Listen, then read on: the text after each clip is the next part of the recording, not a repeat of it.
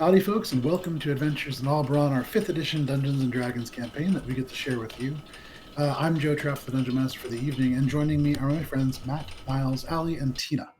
I realized, of course, right as soon as I begin to read in that I still have the Hokey Western music up, so give me just one second. Let me, sorry for that abrupt departure there. So, a couple of things before we get started. First of all, if you have hung around and kind of watched this campaign for a little while, you'll know that we have a lot of like hand-drawn maps and handouts and things like that. Allie's nice enough to post a lot of it in the chat, but those are usually just quick pictures and things that are more meant as like a general reference. If you want to see them up a little bit closer and some of the actual detail, that's usually posted on Instagram, so you can follow us there at Alberon RPG. It's for like a lot of the little kind of close-up stuff. Um, Last week, instead of Adventures in Alberon, because Allie and Miles were in the woods, we had a one-shot with a guest, our friend Olive. It was a one-shot called High Noon Red Sun, which I keep getting wrong, but I got right there. It was very, very quick paced. There was cowboys and there was zombies, so it was a lot of fun. You can check that out. It's on Twitch now. It will be on YouTube, or currently I believe it's on YouTube, and will be up there for the foreseeable future. Speaking of which, one of the things that I was just talking about to all of you was that at some point we're going to put the old episodes up. I'm going to try to do like a couple per week, but those are going to go back up on Twitch. So starting tomorrow, because I already have the first one up there. We're going to be releasing some of those old ones, just one after the other, from the beginning. So this is our 69th session. All of those will eventually be up there. So that's pretty cool. AlberonRPG.com is our website. There's a bunch of lore that's up there. It's updated roughly every week. The Adventure So Far portion has a write-up of everything that's happened so far.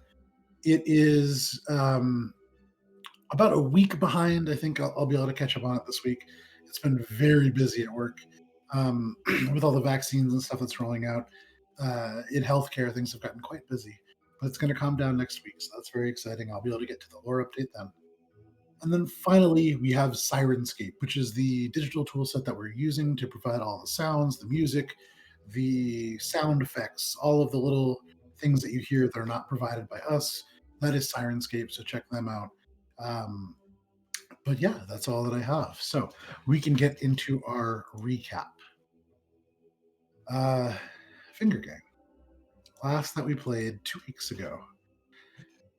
You all went and visited Calico Amir, this magician who lived aboard a ship in the Three Tides Accord section of Nocturne. Morwen, you had your fortune read, and then as a group you agreed to take this job, or he agreed to take the job of teleporting your group to the Lorebinder Academy for a price.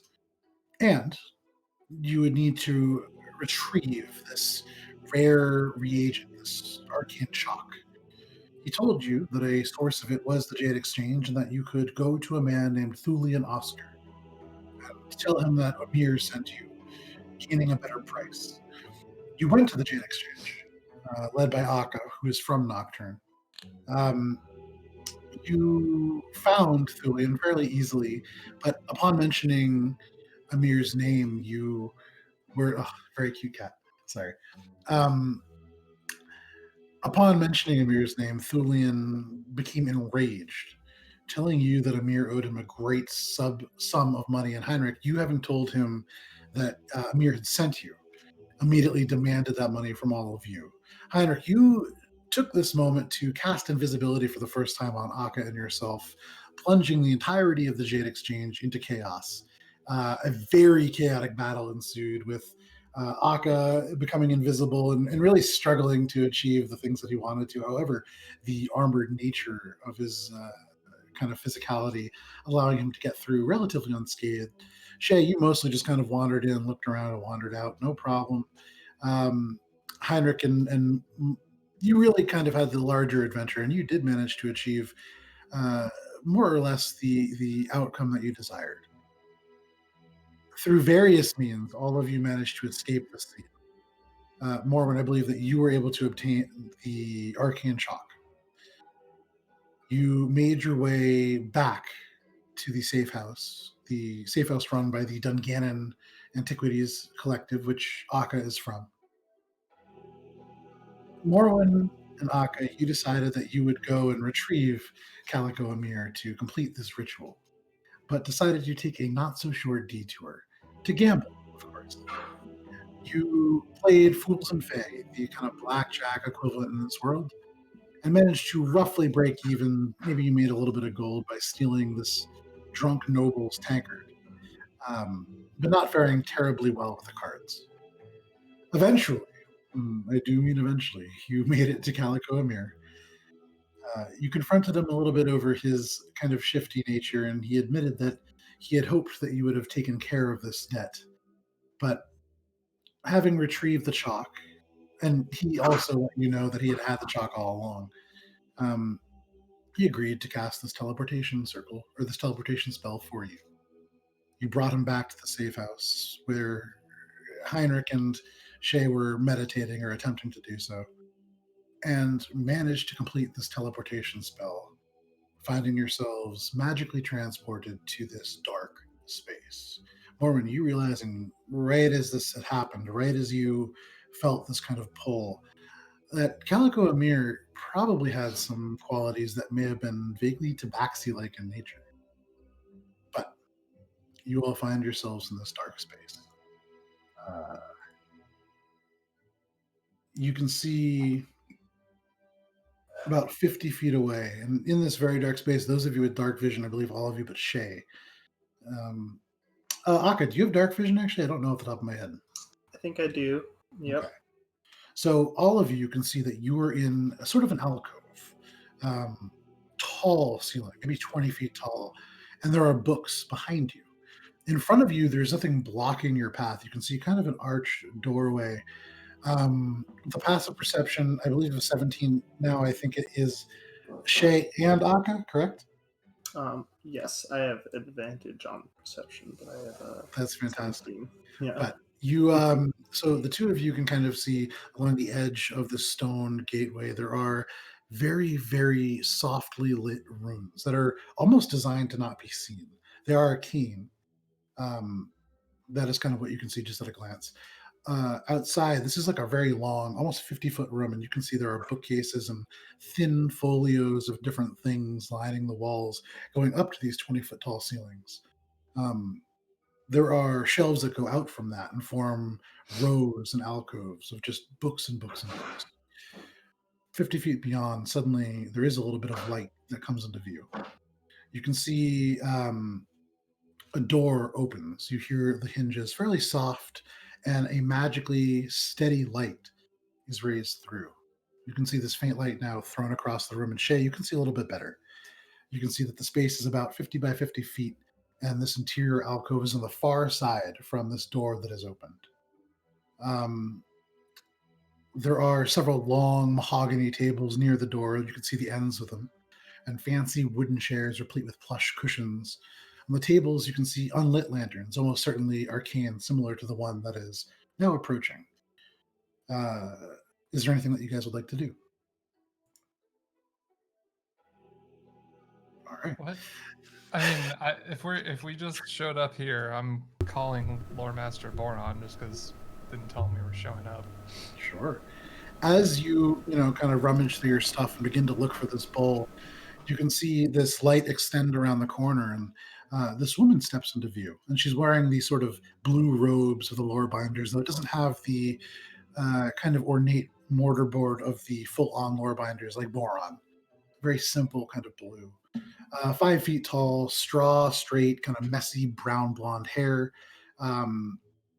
You can see she's wearing these very thin white gloves, and on her hip there is like a black wooden wand in a smooth brown leather holster, like a cell phone holster almost, at her hip. But she kind of approaches you, squinting through the dark.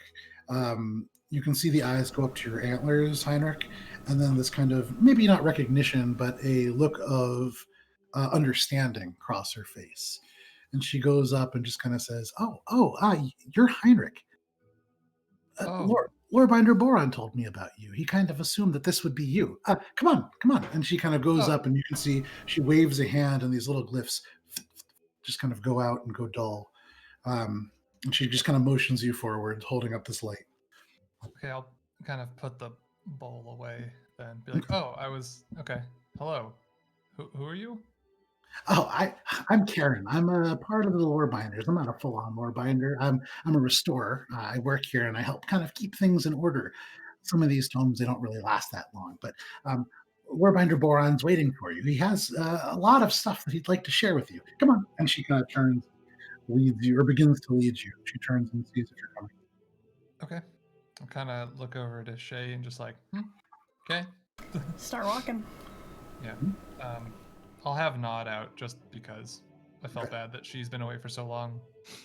Sure. So within this dark space, this owl appears. You can see fairly mundane, save these faint shimmer of teal across the feathers here and there. But you follow. The restorer leads you up a series of stairs. Dark, stone, very smooth, although you can feel underneath your feet faint grooving as if to allow for better purchase. You travel down a series of long, dark hallways. And out of them, there are no doors, but just doorways. There are wings and wings of alcoves and books. You feel yourself coming up, and then you get to a point where you're aware that you can hear wind faintly through the walls. You would imagine on the other side, the snow filled fields that surround the Lorebinder Academy campus, as it were. You imagine you're on the main floor, and were Guntir here, he would kind of recognize this interior space as he enters because he has stood on the other side of this door. But he's dead. He is dead. You are within the foyer of the restricted section of the Lorebinder primary library. And there you can see within this oval room, 20 feet, 25 feet long, maybe kind of 10 to 15 feet wide in the center where it is the largest. There is a long desk, pale wood. It's shaped like a curly bracket, kind of like a little M. But sitting in a chair made of a similar pale wood, with cushions of blue and gray, is the huge Goliath Boron, with the robes that are a little bit too tight for his upper frame. Across the table, there are a number of books. You can see a map. You can see a worn brown book with leather straps around it. You can see a little bag. But he looks at all of you and smiles, mostly looking at you, Heinrich. Ah, Heinrich, Morwen, Shae, and I don't recognize your friend. Hi, Aka. Oh, you're the member of the Dungannon Antiquities. Yeah. I have something for you, but I'll get to that presently. Okay. I have a note from Mr. Gift. Oh. Apparently you're acquainted, which wonderful man. Please. And he gestures, and you can see Karen kind of looking. Oh, and she scurries out the door. She comes back with a couple of stools and kind of pulls them up to the table. Please sit. I perch. Yep. Perch, like a little cat. I'll just sit.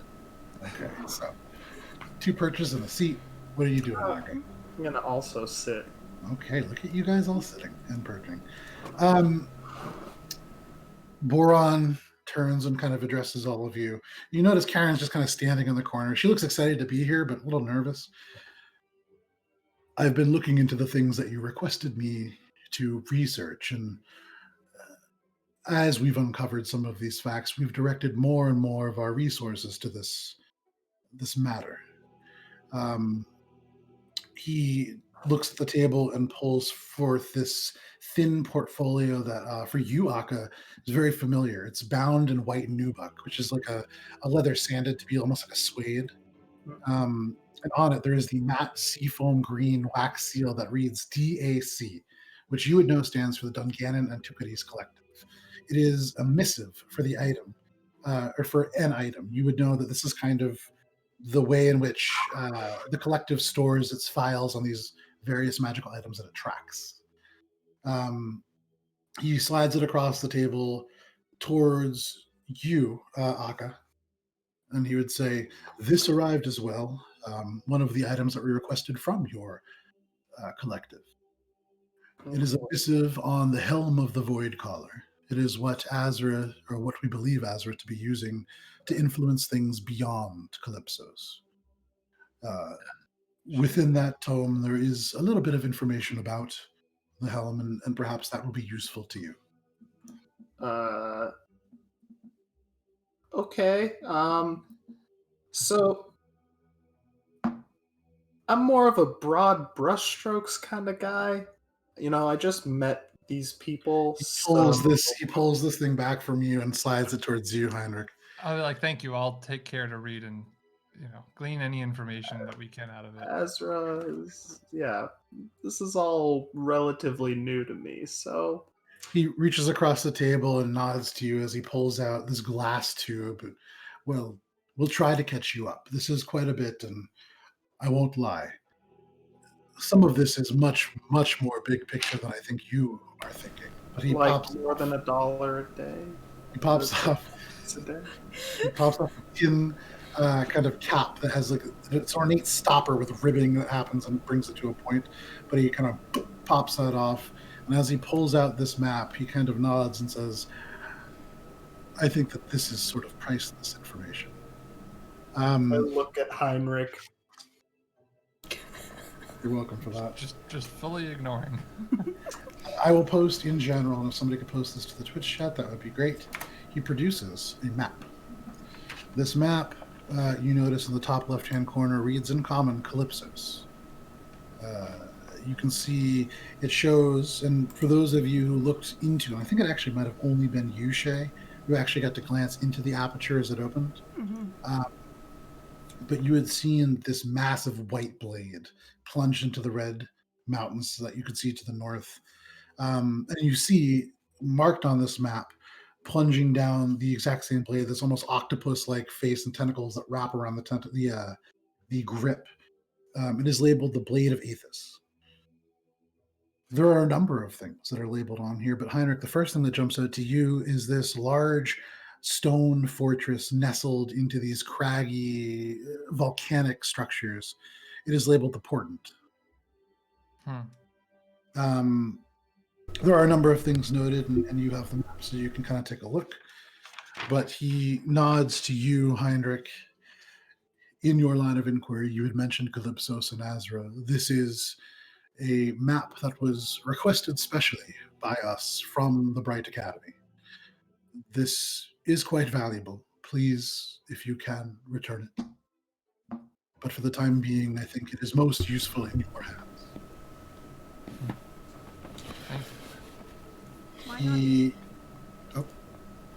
Why not just make a copy? I'll spend time on that.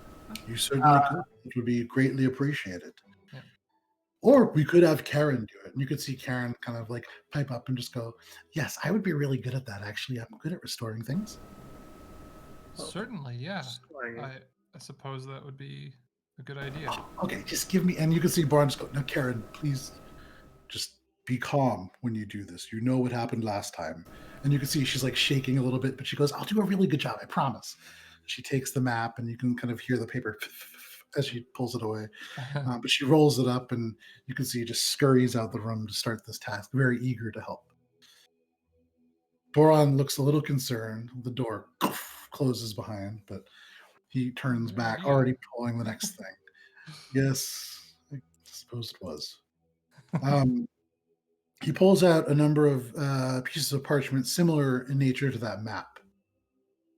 These were several pages that accompanied the map from the journal of Abernathy the Bender, who created it. It explains the Blade of Aethys, the Portent, the Burning Bastion, and the Huntlands. And he slides them across to you as well, Heinrich.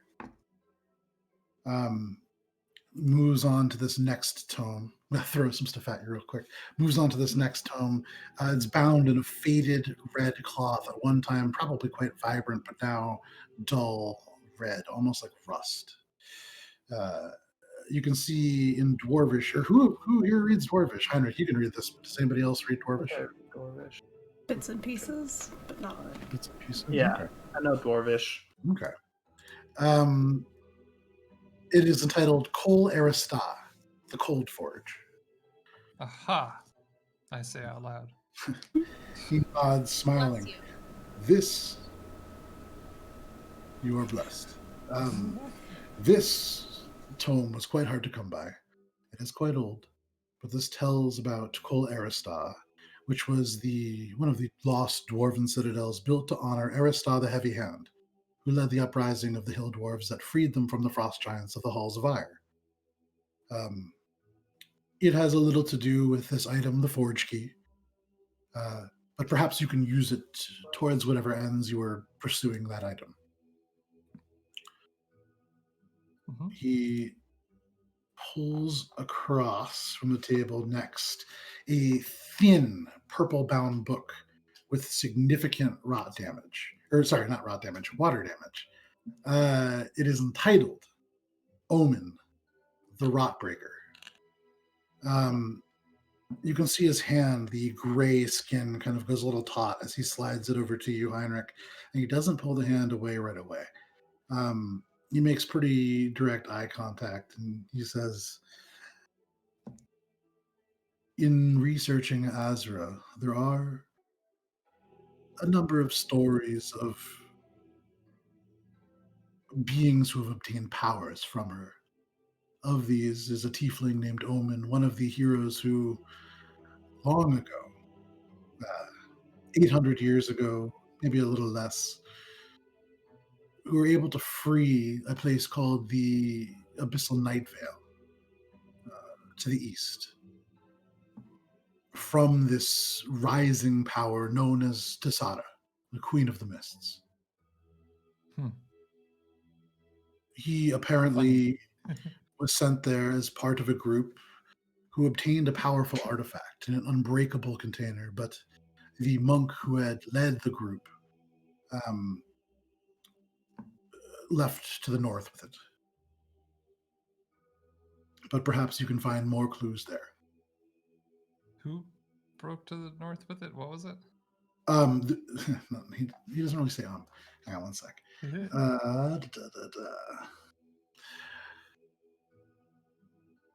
Cassitar, the monk of the Divine Court from Everest, recruited a band of the mightiest heroes that Alberon has seen, before Orsets. There was the Dwarven Paladin, Stoat Stoneluck. There was Marma, the True Shell, this albino turtle. There was a Shield of Serendil, this great Shield of Danston, one of the last dragon slayers known in Dominion. And then there was Omen, this tiefling warlock, with a blade of darkness and bolts of sinister energy that seemed to melt his enemies from within. Cassitar took that artifact and brought it north. And then Omen apparently disappeared after that. But there's more. It's in that book. I got a lot of reading to do. He looks at you when you say that kind of funnily, and he says, I imagine that won't be a problem for you. Oh, not at all. Quite enjoyable, actually. He takes one of the three last things off the book. It's this kind of worn, very simple-looking book of brown wood on the cover. It's worn leather straps that bind the pages together. And it is entitled The Death of the Weaver. This documents, or at least tells a relatively reliable tale of the death of Mistra, the Weaver, the creator of the Weave Lock, which you had requested some information on. He reaches across the table and pulls a large leather satchel. You can see it is of the Lorebinder Academy, replete with the ornate L across the silhouette of the main library. He opens it and kind of slides it over to you guys. It contains 2 potions of superior healing and an elixir of health. Kind of closes it. With all of this, it seems that whatever path you take, there is great danger, and I think much value in what you seek. Perhaps this will help. Certainly will. He takes the second to last thing, the last book, kind of a thin blue tome, and he looks now and kind of squints. Where is Guntir? Kind of just like look down in a way. No longer with us, unfortunately. I look you over can to see- Morwen just to see her reaction. What'd you say? I look at you to see your reaction. What did you say? I was That Guntir responding to isn't the with us chat. anymore. Oh, just that Guntir's dead. Big old frown crosses that tabaxi's face. Oh. And then I'll take that look and then look back at Boron. Brian will nod and say, I'm sorry to hear that, but No, you're not. he did seem to have a habit of finding trouble. It is not surprising. And as he puts this book away, you can see it does read across it, The God Killer. Hmm. And stows that away. He takes the final little item, tiny little pouch, brown. You can see red threading that goes through, and instantly as he holds it, there's a smell that takes the air. This brilliant, spicy smell. It actually brings you back to Port Quinn, the spice market. But this, where Janice and Ariadne currently are living / working. Tripping. / tripping / building a home. But they, as he kind of shakes it, you can hear inside the vague sound of maybe dust or something similar. But he nods. If you do journey to Calypsos, and I hope you do not, but if you do, it is a bleak place. This contains a certain spice that will add great flavor to whatever you add it to. Anything that could lift the morale might be helpful to you there. It is magic, and it will replenish over time. And I think about my own personal secret ingredient that's not magical at all and for free. It's just hair. But unlike hair, this does make anything that you add it to much more tasty. And you can kind of, as you apply it to something, in your mind, imagine what you want it to taste like, and it will become that spice. It is Although I known will as... say my vomit soup was pretty successful. But continue. Allspice? It is no. It is known as Heward's Handy Spice Pouch. Cool. I mean, Did you take all of it? for now, we can Okay. redistribute it later. And Akka, I believe, Yep, that's my name. he reaches into these blue robes. You can see this kind of large pocket on the side where it gets really tight, but then gets looser around the waist. And he produces a beautiful, ornate origami falcon. Intricate. You guys have seen the homunculus that Akka can create. This is like a... his is a toddler version of what this is. This is beautiful. This is Instagram worthy. But he passes it over to you, Akka. This arrived for you. Thank you very much. I'm gonna tuck it away to read later. Now, I would imagine that you are not here just to chat or collect this, as you could call. Right. Why have you arrived so suddenly? And what could I do to help? Well, okay, first of all, in real above in character conversation. Sure. meta Time conversation. of day and level of exhaustion. I don't remember if it was we left at the end of the day or You we left kind of- left. You left it at like you left it. You left and you have arrived. It is around 4 p.m. Okay, perfect. And just kind of for a more meta kind of thing, it is 4 p.m. on the third day since Guntir died. Right. And so So it's a Salt in the Friday. wound, guys. so what it's we fine. So I mentioned that because you guys are probably about 7 days away from the next timer that expires on Guntir being able to be brought back. I feel like that would be something to discuss later. First and foremost, quite hungry, and probably before we take off for our destination, wouldn't mind if there's a place to set up for the night, sort of go and unpack and read Yes, you information, can- digest and discuss, and You can certainly stay in the sort of dormitories that we have set up. You stayed previously. There is not a great inn, but there is food. right. That would probably be best if we could do that, and then sort of collect our thoughts on this material and what our exact plan is, and then we would come back to you with any questions or requests. If you would like, I could make a sort of conference room available to you. if you wish to conduct study in that way. And that way you have access to other resources here at the Academy. Of course, you can have rooms as well, but whatever we could do to make this process a little bit easier. Rooms and access to information. This is perfect. Very well. Perfect. For the time being. Okay. I think we best catch Akka up on a few things, probably. Yeah, now that we are probably underway on our journey. Yeah, that sounds like a good idea. Weird that you didn't do that before. If it is a journey that you wish to take, I imagine there is some urgency to this. There might be somebody who happens to be at the Academy who could help you get somewhere quickly, provided you are relatively familiar with the place or willing to take a risk. But I can acquaint you with her if you wish. Her name is... one second.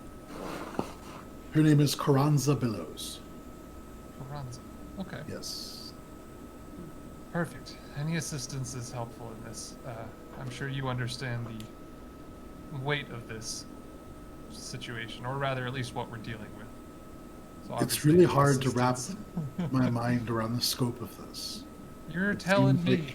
I've been chasing it for, I don't know, months, and I'm still feeling so far away from understanding it. It seems as if the more information I learn, the more questions I find myself asking. A hearty agreeable nod. I wonder find it how... to be much easier to just not ask those questions. Unfortunately, I don't believe this is a matter that we can do that with, although... I do it all the time. Denial is a powerful strategy. What? If you go to the dormitories, I will make sure that there is a room or rooms available to you. And I will make sure that whatever it is that you need, you are able to acquire while you are here. Perfect. Let's see to the conference room first, I guess, then. And that's where we can sort of talk amongst ourselves. And then I'll reach out to you. Of course. He stands up. You can see the chair actually almost kind of coming back to form as the massive form just lifts up. He turns and begins to walk. He stops though and he says, just one request. That bowl that I had lent to you. It seems that a element of the ancient cloud giant city of Yorn has arisen. And we would like to send a few people there. It would be useful to be able to communicate, so it would be helpful to have that back. Certainly. I just hand it right on over. You give with both hands. He takes right now. one hand and wraps it around. Yeah. He wraps the whole hand around the bowl and takes it. Opens this big iron door and gestures for you guys to kind of exit out. Perfect. I'm just gonna kind of like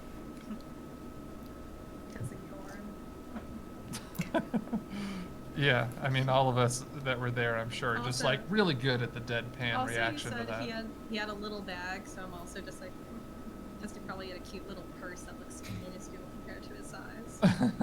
It looks kind of like... carry anything in that. It's like a little pocketbook, but, you know, it is like a full messenger bag thing. He locks the door and leads you through this library. You now in the main section. Many of you have been here. Actually, Akka, you've been here as well. These long tables inside sort of library rooms, you can see kind of sectioned off into different areas of interest and categories. There are these different kind of attendants, these simple blue robes, not full lore binders, but restorers like Karen or archivists that kind of help, basically librarians, but you can see them kind of shuffling to and from. They would not be hard to flag down should you need help. Voron leads you down a long hallway past a few fairly small statues. You can see one of a man, one of a Cupid-like little angel kind of thing, although a lot of damage to the front of it. But you round a corner and he leads you into this sort of side room, opens a door. Fairly simple, just like a 15 by 10 room with a long table, number of chairs. There are lanterns. There's some extra kind of gas for these lanterns, which is kind of gestures. And should you need anything, you could either send for me or ask the various attendants around. Thank you. Of course. Best of luck. And he kind of bows his head and he exits. You are left alone in this space. All right. How could you be thinking about food right now when we have to bring back Guntir? Why didn't you ask that? I thought we were Do going it. to. Oh, Go I right thought ahead. you didn't want me to, so I didn't. Oh. I thought I was gonna get in trouble and you'd be mad at me like usual. Nope, go right ahead. We're at the accumulation of knowledge, one of the rare centers in the world where you would actually be able to learn how to do that. Not you yourself, but either way. Can you imagine Morwen all of a sudden out of nowhere just resurrecting somebody? For sure I could, because It's a stranger long things time. have happened with this one. So go right ahead if you want. If you want to stick around while we figure out what we're doing, or if you want to go on that, this is the place. Gone. Perfect. Split the party. Flagging someone down. Okay, I mean, if you go out, Lorebinder Boron just left. You can see him talking to somebody right now. As you run out the door, he's there and he's just saying, please have 2 rooms arranged and make sure that they have whatever they Hello. need. Ah, Morwen. And he turns. You can see this other guy kind of nod and go off towards the exit. But he turns. Yes. Can you please help me by having someone send over all the books you have on how to bring someone back from the dead? You can see the expression soften a little bit, and he takes a couple steps forwards. Morwen, I understand that you've lost Guntir recently. That is a hard thing to accept, but there is a natural order to things, and Guntir was quite old. He must have been 500, 600. That's a good life for a dwarf. Hope you didn't hear that. Yeah, I agree. So can I have all the books you have on how to bring someone back from the dead? Make a persuasion check. That's Big that's sad tall. cat That's eyes. a tall order. Okay.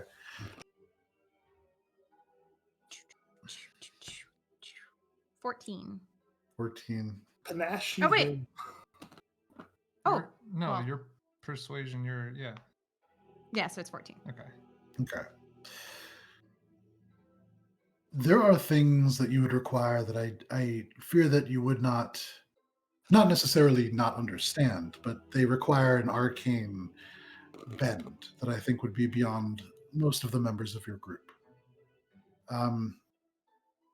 There are ways that are a little bit more acceptable. Let me see what I can find. Thank you. And if you have any time and it's convenient, snacks. I will have something sent. Thank you. He nods. You can see he goes off a couple paces and flags somebody down. You overhear him say something about cheese, and somebody else scurries off. You'd imagine snacks will. I'm gonna wait and listen in, and when I hear cheese, I'm like, okay, he's You got it return covered to the then. group. So, maybe like 10 minutes go by, and this younger kind of woman arrives. She brings it's like a wooden, almost like a cutting board, and it comes with 2 different kinds of cheese, one hard, one soft, and a thin Triscuit-like cracker, we'll say. There is a small ceramic, what are they called? Ramekin, and there are actually, with like a little bit of oil, some olives. Don't mind if I do. Water is brought as well. And I would say, Morwen, with that, somebody would bring you a book on, interestingly, it is a fairy tale of sorts. You can see on the cover of it's a green book, and these beautiful vines come in that have been tooled into the leather, so they're not drawn in, they actually are textured. They seem almost like they're raised from the book itself, like grasping the edges. And it tells a tale of a magical pond in this enchanted forest called the Frostline. This pond has the ability to reincarnate somebody, but the tale itself a little bit ridiculous. There's pixies and a huge beehive, and hard to tell how accurate it would be. It seems like maybe Boron's kind of humoring you. I would recount this to Morwen as I read it to her. Yeah, because Yeah, because I'm just staring at it like, You know, answers. it's not a fairy tale. I've been there. I think Really? Yes. Yeah, we've heard about this place. Well, the frost line, of course. Don't you listen? Huh. It It's was in a a number book, of so years that's ago, and true. I don't think I could find it again necessarily, but it's Well, not we incorrect. did help that woman in the Gold Glow estate, so we have a friend on the other side at least. Maybe if we were to... Well, Guys, whatever. I got Getting it, ahead I of got ourselves it covered. here. I'm gonna go flag someone again. Okay. Morwen exits the room. Morwen, you go into the hallway. You see like this kind of elderly guy kind of walking through, holding a bunch of books. You flag him down. He turns. Yes. Hi, can you bring me all the books you have on the frost line? I'm sorry. Who are you? And somebody else goes by and kind of like, oh, we're supposed to be helping them. This is the Finger Gang.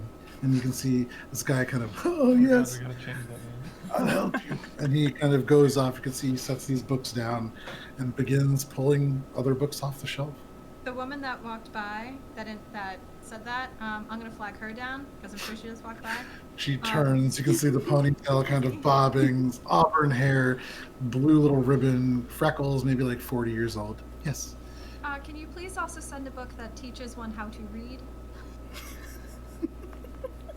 Make a persuasion check. 11. Damn, I'm not doing well right now. You know, I'll see what I can do. And she It would be smiles very and helpful, turns, very and helpful. you would imagine she's probably not coming back. But you know, she goes off to research. The book she returns is made of thick card. Each page is thick cardboard with bright colors, single Just one image, and a big single letter. word on each page. A is for Auroch. B Yeah. is for Bowl of Sending. that. For Boron. Tell C all is the for Calypsos. Don't go there. Go to the Alberon RPG I don't know if it's store okay to or buy not. the children's alphabet book. Jeez. But yeah, so Hungry tabaxi. some time goes by and more when that book does not come. However, they will bring you some books on the frost line. Cool. We'll get to that in a second. But in the Add it to the meantime, pile. before that arrives, what are you guys doing? I think in this downtime where everyone's eating and stuff, I would have read the letter. Okay. So, as you read this letter, it says, Akka, what a strange time. Any other time I tell you to let this new mission go. We've located the forge key. In parentheses, a dwarven artifact from the dawn of the age, exclamation mark. In Kol Taram, or near it. No matter. Elrich is already en route and should have no trouble securing it. If one of the tri-wards may be in play, please pursue. Parentheses, with caution, exclamation mark. I'm not sure what you have mixed yourself up in, but the Lorebinders requested our missive on the helm of the Void Caller. Stay safe, Mr. Gift. Great. So, okay, cool. I think to Good. myself, great. Cool. So, all right. Now that we're all in it, now that we're all here, now that we're all in it and all here and all committed? Question mark. Looking at you. I don't look up. I just eat an olive. It's good. Here is the situation. We need to retrieve the artifact known as the Guntir. Breaker, Oh. which is shattered on the floating island in the sky of Yorn. Should have known that you caused that. Caused what? Well, he just said that a part of Yorn. Okay, sure. Neither here nor there. Either way, the parts are up on the floating island. And once we have those, then it moves to finding the location of the Cold Forge, the sort of lost legendary city / citadel / forge of the dwarves in the north. And then going to Calypso's? I didn't sign up for that. No. If we don't have to, we don't want to. Believe me. If I we think don't so. have to, Why?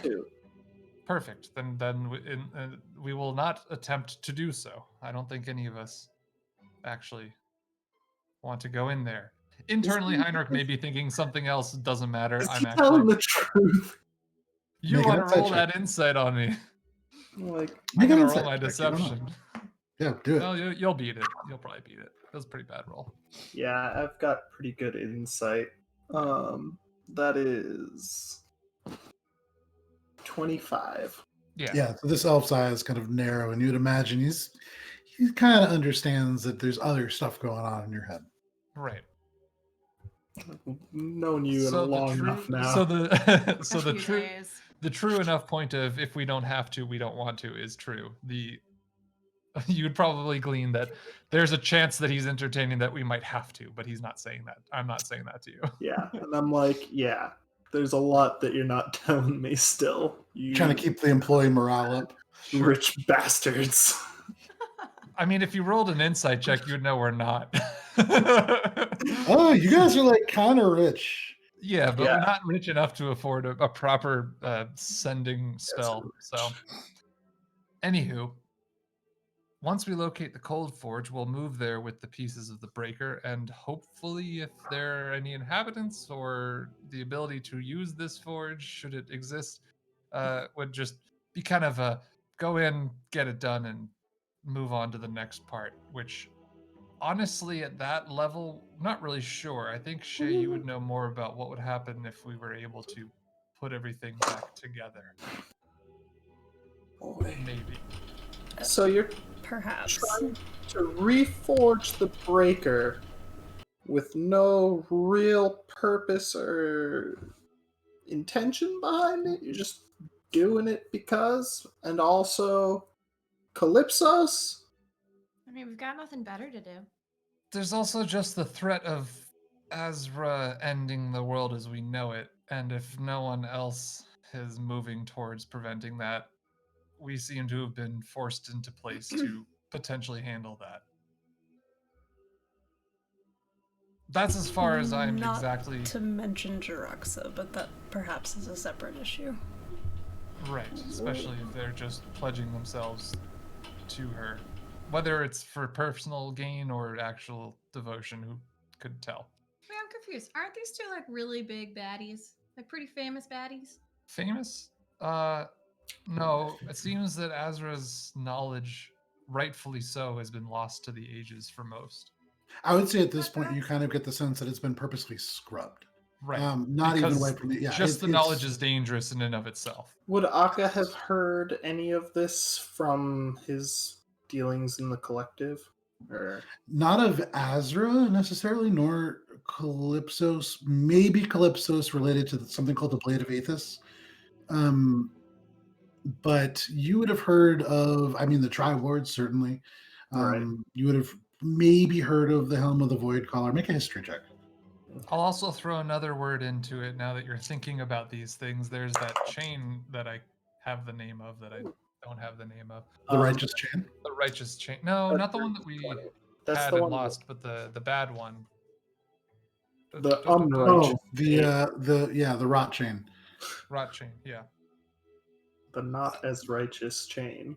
Not as Righteous Chain. The Rot Chain is more of an urban legend, maybe. Kind of hard to tell, but it's this tiefling with wild black and yellow markings that haunts the Gated Marsh. In this printout you handed me ever so long ago, it was known as the Whip Chain. Whip Chain, that's what it was. Sorry. I don't have the handout in front of me because you do. It's okay, got it. I actually have a picture of it on my phone, but yeah, it's the Whip Chain. That's what it is. Right. I got a dirty 20 on that history check. The Helm of the Void Caller, you would know. One second here. I'll check his knowledge against this book that I have on it. Okay, you hold up the book and you're just I'll like, be like, yeah, go ahead. Uh-huh. Fact checking. I Close, appreciate it in this close, day not and quite. age. Actually, on page 112, it says Yeah. the Helm of the Void Caller is an open-faced Illyrian helm crafted of a thin navy blue metal. Features a quadrangular face opening and pronounced cheek pieces, and it causes the voice of the person attuned to it to speak in a shadowy, echoing voice, clearly audible to anybody within 60 feet. It can be used to cast the sending spell or a version of it to a target on any plane, that will automatically succeed unless magical means prevent the transmission of this message. And I minor illusion some glasses and go, yep, looks like you got that about right. And as you kind of glance through, as far as you can tell, that is accurate. Yeah. Cool. That would be how she was probably communicating with me. And others. That would make sense. I mean, she also is all-powerful, but if she was locked away by the burning banner, then most likely she needed some assistance. Point of fact, she was locked away by two gods, not the burning banner. The burning banner put locked away by gods, even more ridiculous. Yeah. Sealed, 2 stamp seals of gods would probably stop anyone from communicating outwards if they didn't want that.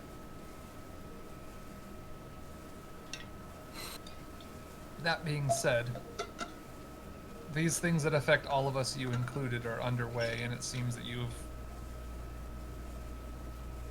I'm in the soup. become pulled into... Yes, the soup. That is a good way of putting it. Regardless, you were in it whether you knew about it or not. At least this way you know. Well, it helps if you let me know about it. Well, that's what we're doing now. Yeah, now. Trying to make me do this for a gold piece a day. There's even more, too, if... Well, it's clearly not about the money now. Right. So there's other things that sort of add danger to at least the realm that we're in, and I might as well be forthcoming. Please Trust do. begets trust, as it were. Kulturam had a dragon taking over it. We dealt with that problem. I heard about that. There's a danger. I'll look at Shae and just be like, message forge key ? Tell him.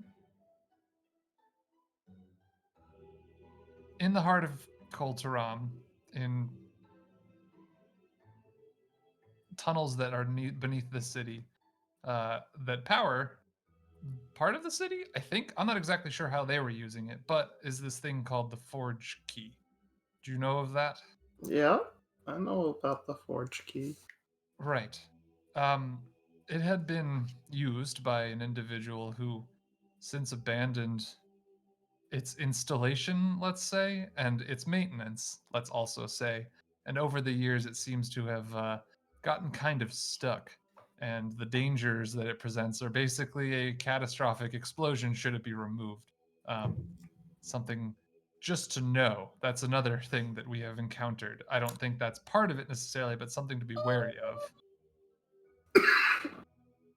So, Joe. Yes, that's my name. Would the letter have stipulated, like, this guy is going for the forge key without any knowledge of the fact that it's gonna cause this, right? You have no idea. It says, I read to you the letter. That is what it said. So you can make of that what you would like. So if that's information of use to you, it is something that we've discovered, and it also is yet another danger and threat upon this, I would argue, much smaller scale threat compared to the other things that we're dealing with, but it's still a big one. So our pretty much goal is hand over fist, figuring out as we go how to stop basically the end of the world from Azra, I think. There's also Aurelian Star, which I don't know if that's related or not. It would be ridiculous if we had to deal with 5 or more world-ending threats at the same time. I would hope that it's tied to it somehow, and I think that the breaker being restored would aid at least in that part. Or so your legends say, Shae. That is the story, and that the breaker was used to repel it before. It could potentially help us now. So worth investigating and restoring and going from there. You seem to be a man who does not really strive for adventure despite traveling a lot. Well, I don't actively seek out things that sound like suicide, if that's what you're saying. Oh, because that's what you're saying. It was boring. But knowing the world would end and that there are ways you may be able to aid in preventing it and choosing to not do so sounds to me like suicide. Don't try to moral me. I didn't say I'm not. Okay, Just, that's all. No, it's a lot to take in. I agree.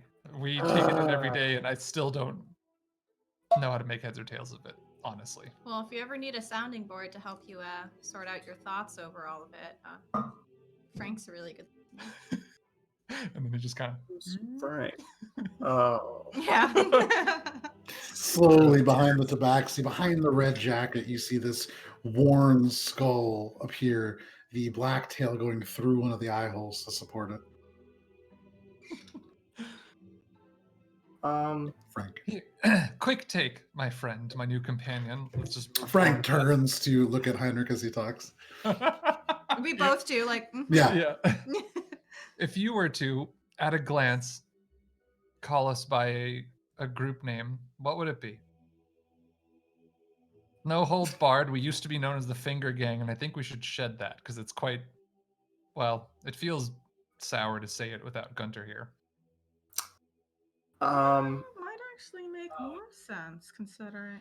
It's okay. Considering Forget it. Guntir's finger is the Forget only it. The thing names left. Didn't that say come anything. to mind for me, I can't in good conscience tell you. Fair enough. So, I don't know. How about, like, Heinrich and the gang? I don't... All right. Well, we'll pin that one then.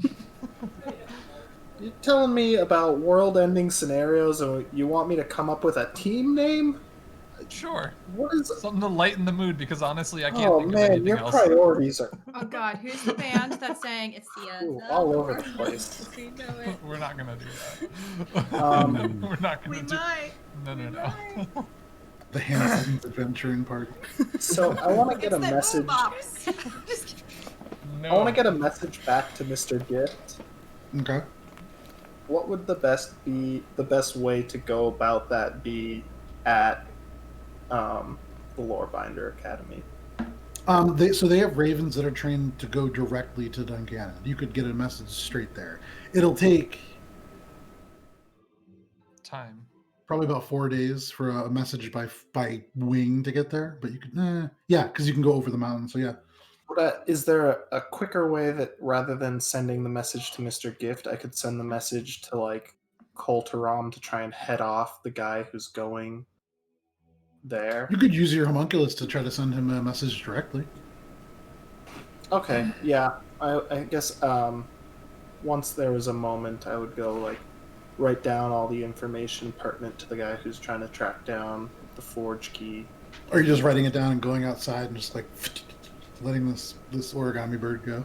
Pretty much, but like not right now, but Okay. once we're like going to bed, I got you. kind of thing. You know? You got it. All right. But yeah, So- I'm still just sitting there taking this all in. Like, this fucking group.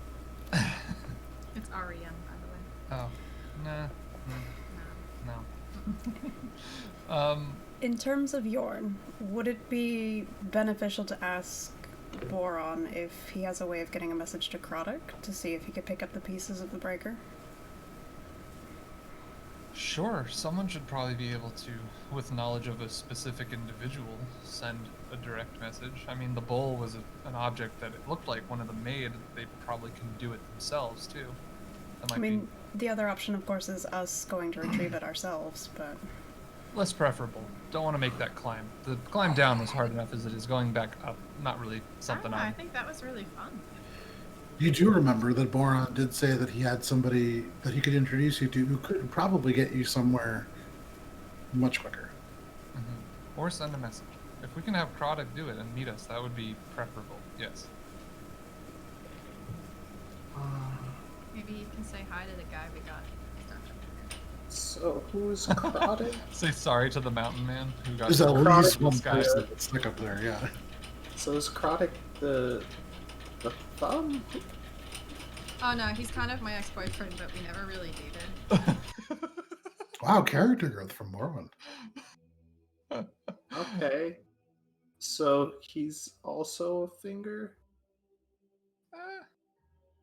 He's more like a is bracelet. essentially He's a whole man. my brother, essentially. Okay. Right. So why don't you have him help? That's what we were That just sounds. saying. I don't. Yeah. The There's a pieces lot need to be on. retrieved either by us or by him if he's available. So why don't we have that? Is there someone that I could like call in, like poke my head out the door and be like, Sure, anyone yeah. around to help? You poke your head out the door. You see this old guy he's like finally picking up the books that he had set down to help Morwen with her task. And he turns around. I kick and the door sees open carelessly, not checking who's on the other books side. everywhere. No, No. you see him. He turns and looks at you. Can I help you?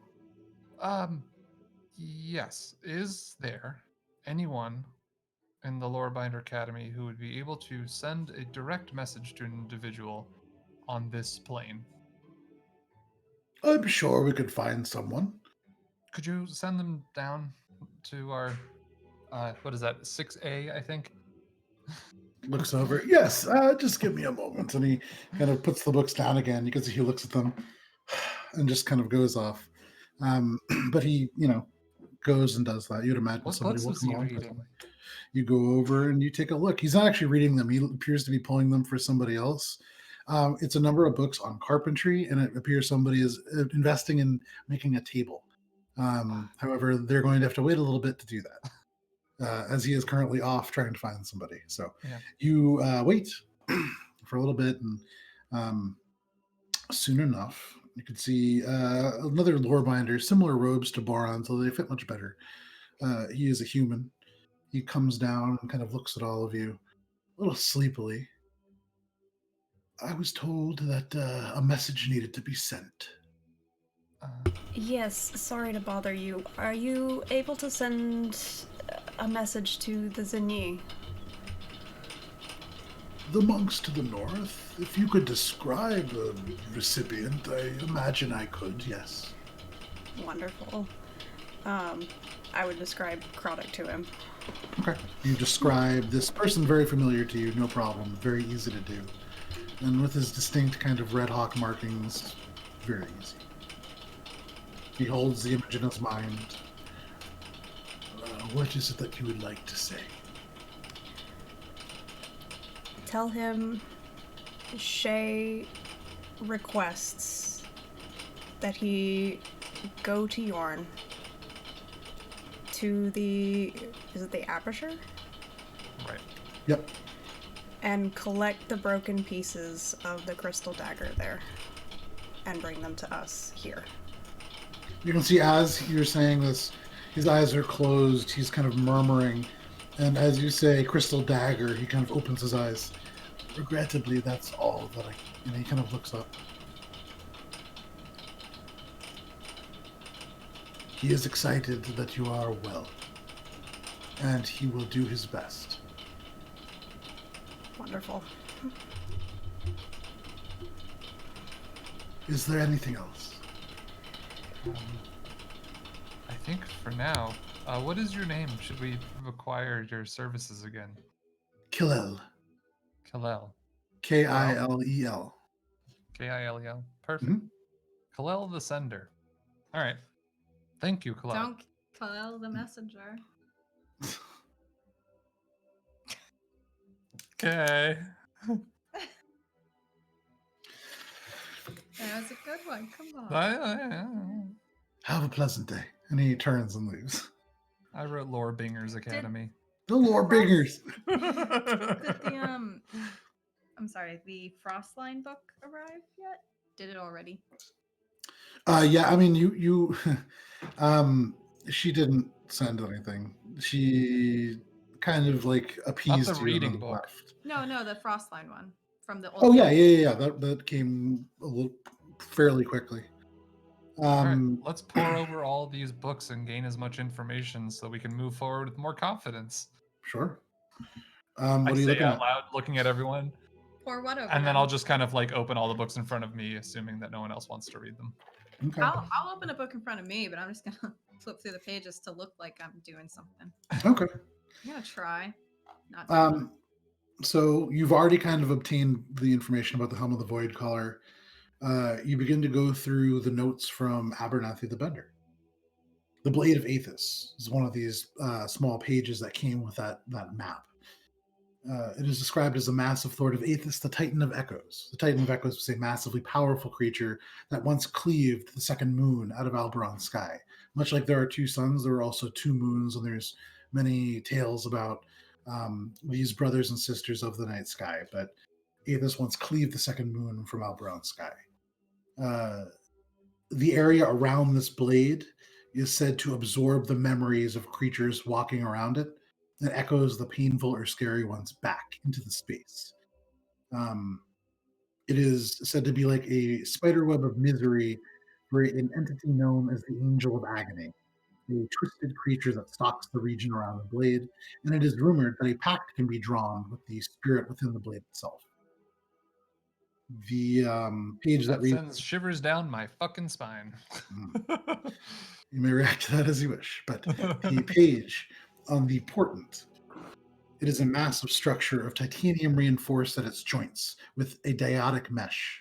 Above it, there are massive domes that allow for the Asimir of the Burning Banner to enter and exit and fly within the structure itself. It is garrisoned by no fewer than 200 warriors of the Burning Banner at any time. There are glyphs of intense abjuration that line the walls, which smolder a constant low red heat to cook anything on the surface or within the immediate entrance. It houses training yards, chapels, and dozens of ritual chambers used to subdue that which is within. And in the center of this massive stone door of iron that is heated to white hot at all times, it leads to a tremendous iron maze that is Azra's prison. Let's hope that holds. The burning, yeah. The Burning Bastion is the base of operations for the Burning Banner. It's this obelisk that juts out from the ground. It is crafted of a red crystal from Aurelian himself. And its innermost chamber, the Animus Chamber, can slowly phase together the soul of an Asimir that falls in its proximity. It keeps the banner well soldiered, but makes it so that a child can only be conceived if an Asimir truly dies. Abernathy notes that this has led to some very interesting events within their kind of societal structure. The rest of the bastion is carved out to form a city within and lit with thousands of pinholes of light from the surface. The part that is about the Huntlands kind of mentions that it is an area where those who are entering Calypsos almost always appear. It is named thus because those who enter are immediately tracked and hunted by the banner. And those are all the pages kind of with that map. Next, you pull out the book on Kol Aristah, the Cold Forge. It's in Dwarvish, so for you, Heinrich, no problem, obviously, but those of you looking on, harder to read, perhaps. But it mentions that Kol Aristah was built to honor... Yeah, Akka's got it as well. Was built to honor Aristah the Heavy Hand, who led the uprising of the Hill Dwarves that freed them from the Frost Giants of a structure known as the Halls of Ire, which is within the Squall. It mentions, and you can see there's actually a little note from Lord Binder Boron, and it mentions that they were able to kind of narrow down, based on the clues within the book, the locations of this this supposed citadel to a patch of mountains in the northwestern Sunbreaker chain. And based on the clues within the book, it must be located, there must be a ground level entrance of sorts. What was the mountain chain? The Sunbreaker chain. It's the central line of mountains in the middle of Dominion.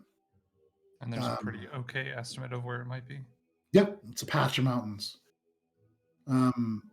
There are many mentions within about a shadow-filled reverent entrance with the Ald behind. And so Boron imagines that the entrance is probably on the north side of one of these mountains. The book continues and talks a little bit about an artifact called the Forge Key that could unlock this place, and without it, it would be impossible to bring to full operation. And it needs to be inserted into something called the Cold Fire Reactor to energize the coal. Without the key's presence, it is likely that elemental fire has run rampant within these halls, making it a dangerous place indeed. Heinrich, to you. In particular, the next book is very interesting. It is entitled Omen, the Rotbreaker.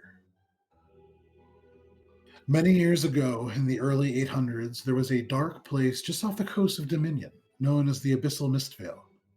Within it, the evil Tasada, the Queen of the Mists, used a twisted ritual to turn the dwarves of Stoneflow into the Cratago, the legendary Mistwalkers of dwarven myth. In order to halt the spread of her foul corruption, Cassitar, a divine court monk from Everest, recruited a band of the mightiest heroes Alberon has seen before or since. From the fortress of Evertorch and Darby came the dwarven paladin Stoat Stoneluck, who once slew the sinister Candlemaker, a serial killer who killed a couple of people way across the ocean in Darby. Marma, the true shell, an albino turtle with an unbreakable shell and a mastery of divination magic that is still unrivaled. The Shield Odanston, who aided in the blue hunt that resulted in the last dragon slain on the continent of Dominion that you all now might partially believe Guntir was a part of. And finally, Omen, the tiefling warlock with the Blade of Darkness. He went with ulterior motives, according to this book, intent on obtaining a relic encased in an unbreakable vessel for his patron, but somehow Cassitar left with it and brought it north. Omen disappeared after that. Is there any more information on the vessel? Does it sound kind of like the reliquaries? It is mentioned as a red gold unbreakable vessel, and so with that information, sounds exactly like that reliquary. Cool. Which is on Calypsos. As far as you know. Presumably. Shit. Last seen making its way to Calypsos. That being said, Didn't it open though? That being said, you would imagine the item that was within that was the breaker. That's right. Because then, that's right. Yeah. Okay, so that part's a little less important. Less important now. All right. Well, shit. Does that mean we need to also go get the forge key? What do you know about the forge key, Akka? Would you know if it were to become a little unstable how to calm it and extract it from its setting? Or is that something that you haven't much experience with? That's a good question. Make a history or arcana check, your choice. I'm gonna make an arcana check. There you go. For sure. Ooh. All right. So that is. I guess to my best to aid him, I would describe the state that it was at least visibly in. Okay. And what it felt like to be in its presence. Go ahead and make that check at advantage then, Akka. Oh, great. Hell yeah. I think it's gonna be fine though. We want that natural 20. No natural 20, but a 33. Okay. Less than a rolled 20 and you get that. Hell yeah. You have heard a little bit about the Forge Key. It is a legendary artifact. It is something that is, while not up there with the Tri-Ward, something that is incredibly powerful and highly sought after. There are rumors. Yeah. Not Double S-tier. A tier, but not quite S tier. I'm not getting into the One Punch Man ranking system here. We want a tier list of all the magic items in the world. I mean, the Dungannon Antiquities Collective does have something similar to that, but regardless, it's not a lettered ranking system. But you would know of this artifact that is quite powerful. It is rumored to perhaps be sentient in a way. And so perhaps this is an item that you could reason with. Okay. I would be That like, being said, it is immensely powerful.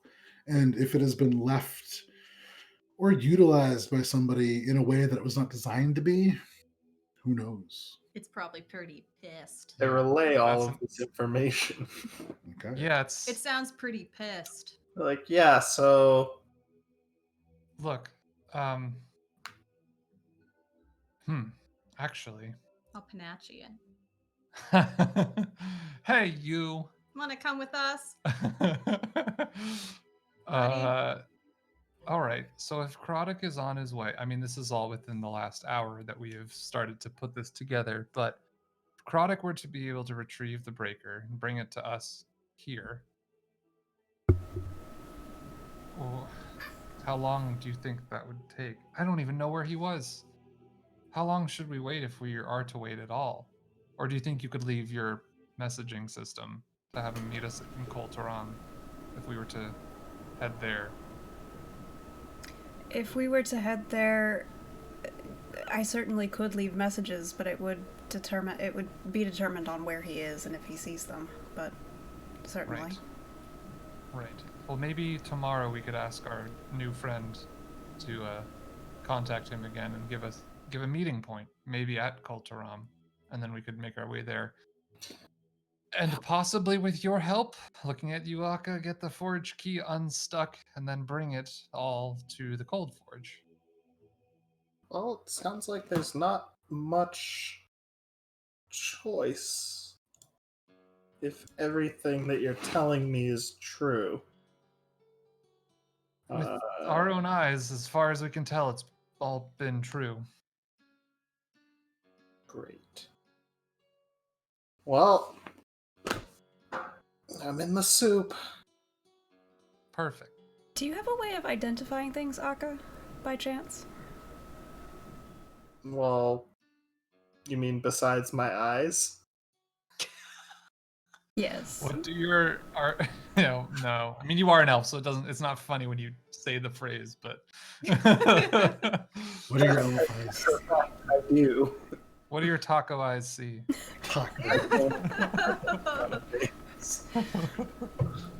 Like two small pinto beans looking around. I am, in fact, able to identify. I'm gonna pull out the dwarven dagger that I've been carrying around forever. Okay. Oh, I forgot you had that. Remind me, where did you get this? In Koltaram, in the basement of the stairs. Oh, Morwen pulled it okay. out. That came out the book for a little too long, Yep. basically. Yeah. Okay. You pull out this dagger. It is long. Looks vaguely like a key. Has this kind of curved part of the blade that would connect to the handle, and the handle itself kind of hooks around a little bit. It's fairly small for a sword, but long for a dagger. But you pass it over to Akka. Before I even touch it, would I recognize it as anything in particular? I'm sorry, say again? Before I even take it and touch it, is it something that I would recognize just by looking at it? Make an investigation check.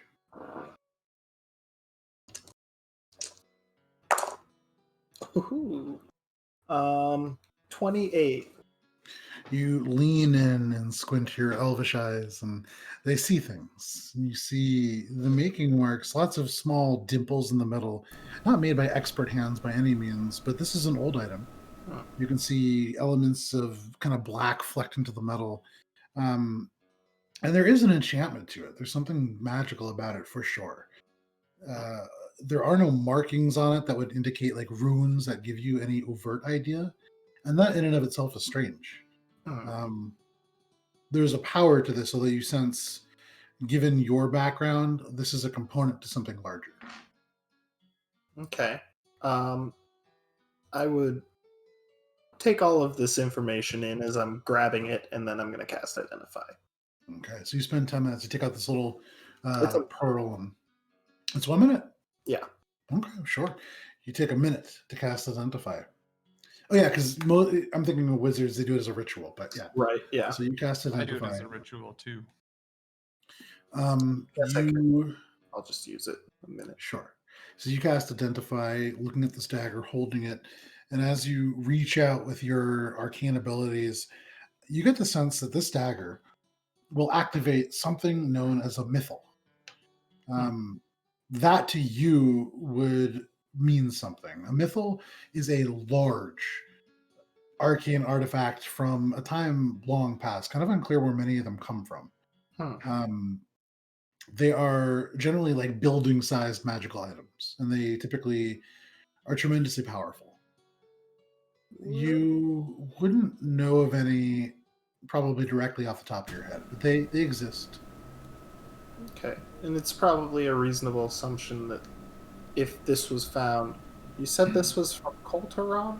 Well, that is where we obtained it. It was in a book, I believe, about this Cole Arista. Yeah, it was the miner's daughter or something. Right? I think Yeah. that was Yeah. like a folk tale about where we're ending up. Mm-hmm. It doesn't require attunement, right? Because it's like, No. it doesn't. basically, it's like functionally a magical key for some sort of mythal, which is like a Yep. powerful And technically it would count as a magical weapon, although it is not like a +1 magical weapon, it's just a magical dagger. weapon. For the purpose of overcoming resistances. Yes. I would hold on to that. Okay. Well, I would be telling. Okay. I would hold on to that. Functionally, it's like a key to what's called a mythal. Anyone know what that is? Mythal? Heard of, haven't encountered any.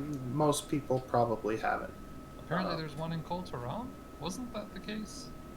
Yes. So you would remember hearing, although I can't recall right off the top of my head from where, I think that... it was, what's her name? Hell yeah. Elliot. Oh, yeah. So you would know a little bit about that the goblins are looking for one. They Right. seem to have one within their pillar, and they're working on it somehow. Yeah, so this would probably activate. If you say that there's also a mythal in Colteron, reasonable assumption that this would activate it. So yeah, I would hold on to that. Very well. I'm gonna stick it back where I had it stashed. Okay. Cool. So Is that all Isn't of the it? information that was presented to us from Boron? That was all of the literature? Yes, that was all of the literature. He took back that book that seemed like maybe it was meant for Guntir. Yeah. Should have kept it anyways. Maybe Morwen could have become the god killer. That would be a god that many people would follow and fear. I am the god now. You shall all steal from me. The trickster god. that's like ancient Egypt. Sure. Oh shit, yeah. Everyone loves ancient fantasy Egypt. Of course. Okay. How long has this been? What time is it? With all of this reading and research, I would say your candle is burned really low. You've had to light a new one. We're probably pushing like 9, 10 o'clock. It's getting late. How's everyone feeling? Should we find sleep in the dormitories? Well, I heard no plan of, how we're gonna get to the frost line. Oh bring right, Guntir and I'll back. slide that frost line book So, over. And kind of wondering, this is a team effort or? So sure, with wait, we're going to Shae's help Colteron? identifying. The frost line. Yes. I'll like look over and just kind of like mouth Colt around, and then be like, could be either if we pass the frost line, maybe just dip in the pool. You flip this book open, and already, Heinrich, you can tell this is like a fairy tale. It's written, it has all these beautiful kind of like little pictures, and the letters at the beginnings of each chapter are big and swirly. Yeah. But it tells Some of filigree. something. Yeah, it tells of something called it's like a reincarnation pool, Mm-hmm. and I'll have through a Shae read along with so that Sure. we can help like hypothesize. The end of it is Hypothesize. offered by Shae. Yeah. but I'm gonna curl up and get comfortable because it feels like they're now reading me a story. I guess I would go and send my message, and I would also send a raven to Mr. Gift about the message. Okay. So, you read this fairy tale, and it talks about this beautiful pond that creatures can go into old and come out with a new body, sometimes of wildly different appearance. This speaks of a community of pixies that live in a giant beehive that care for this pond and the surrounding area. It speaks of a beautiful sky that looks like a massive gem, stretched out infinitely beyond, seeming to almost always curve, but never quite reaching the edge of your vision. It speaks of this beautiful kind of enchanted place, and it seems to have a moral about not, accepting gifts from people you don't know. A little deeper into the story, but it's a fairy tale. As you tell it and you talk to Shae a little bit, Shae, you have been to this place. It is not a fake place. The details are wildly inaccurate. Right. However, you've been to this reincarnation pool and you've seen it used. You've seen it actually work. You've seen this beehive and actually are responsible for helping the people of that I think I would place. weave in the actual story that I've seen, like, as Heinrich's telling it, so, like... Right, okay. I follow, yeah. That gem-like sky, very much a real thing. It's this beautiful, it seems like an almost emerald that stretches out infinitely beyond. And as you shift your gaze, you can see the facets kind of dance across the sky. It is a place of great beauty and great danger. Of kind of disturbing note to you, Heinrich, Shae tells you of the myconids, these mushroom creatures that had been taking over this hive the last time she had been there. Some almost 8 years ago, no, 9 years ago, something like that. 7 pushing 8? Yeah. Does your memory serve to recall if it's related to some of Azra's rot that we've encountered, or is it far different? Are they more native species? Would that be a history check, Joe? Sorry, say again. I was reading a message from Matt. Basically, the talk of fungus will forever be imprinted on me as, is this Azra or not? So that's what I was asking, like, based on what we've seen in our travels. Is this Azra? Shae, make an, I guess this is just like a flat intelligence check, because you're trying to put together some pieces of information here. Was there purple? Was there that sweet, sickly honey rot smell? Was yada yada. That's a 19? 19?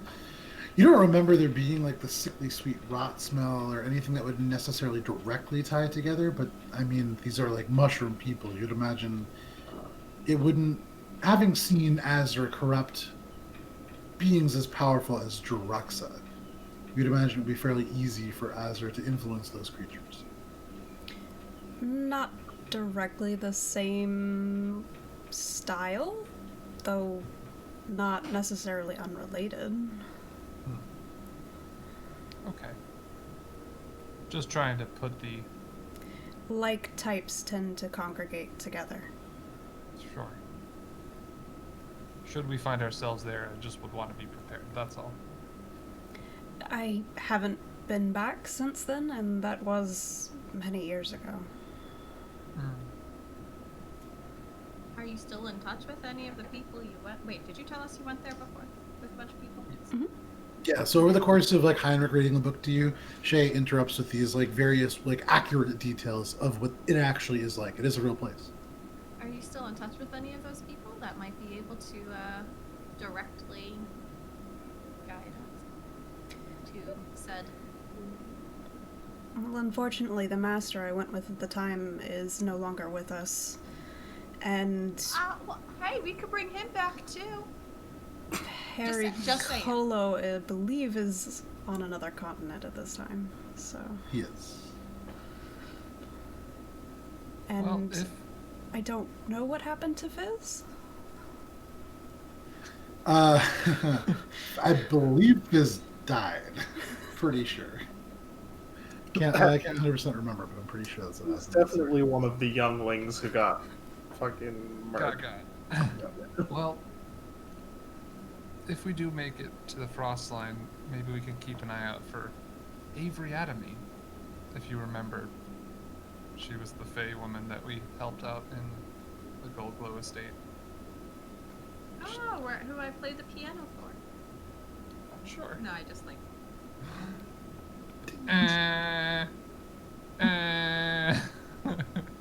Beautiful. Well, okay. Great. All of that together. The frost line is pretty far from where we're heading, though. Yes. It would be quite the detour. From where you are currently, it's not that far. Where are you trying to head? I mean, that still kind of Well, unclear. Yeah, because we're unclear if we're leaving before sending Krodok another message, which I would prefer to do. Just to be like, hey, here's where we're starting, here's where we're going, catch up with us once you get the pieces of the breaker. That's my general plan. I would hope that we could all somehow do that. And the there is the culture, having the culture on with the forge key. It does sound like Kulturam is the next stop. Just a quick in and out, just quick So in, Kulturam- get the forge key out. They're both to the north. Kulturam is almost due north of where you are currently. The frost line is east-northeast. So it would be a fair detour. But the frost line's about 3 days travel for you. Kulturam, depending on how you go, closer to 7 by foot. Right. Well, we don't have to tell Akka the details on that. If we go to the Isn't frost he line. right here? He's No, outside. Akka is He's currently outside. Yeah, I was like, hey, well, why don't we just go to the frost line, pretend I would it's come middle of back the when day. I reasonably would have finished. We're sitting right there, and we're sitting. I think this is we're like, happening we over don't the have to course of the tell time them. where you're Right. Look, if we really want to go to the frost line and check out this pool, it would add a lot of time. But if Krodok can get the breaker, then the time isn't as much of the essence. Especially if the forge key is just kind of hanging out waiting for us to get back there, assuming no one else knows about it. Well, once we even get to this pool, though, how do you make them? You know? Once we get to the pool, which is the complicated part, you just toss the piece in, and he comes back. The finger squiggles out, crawls out.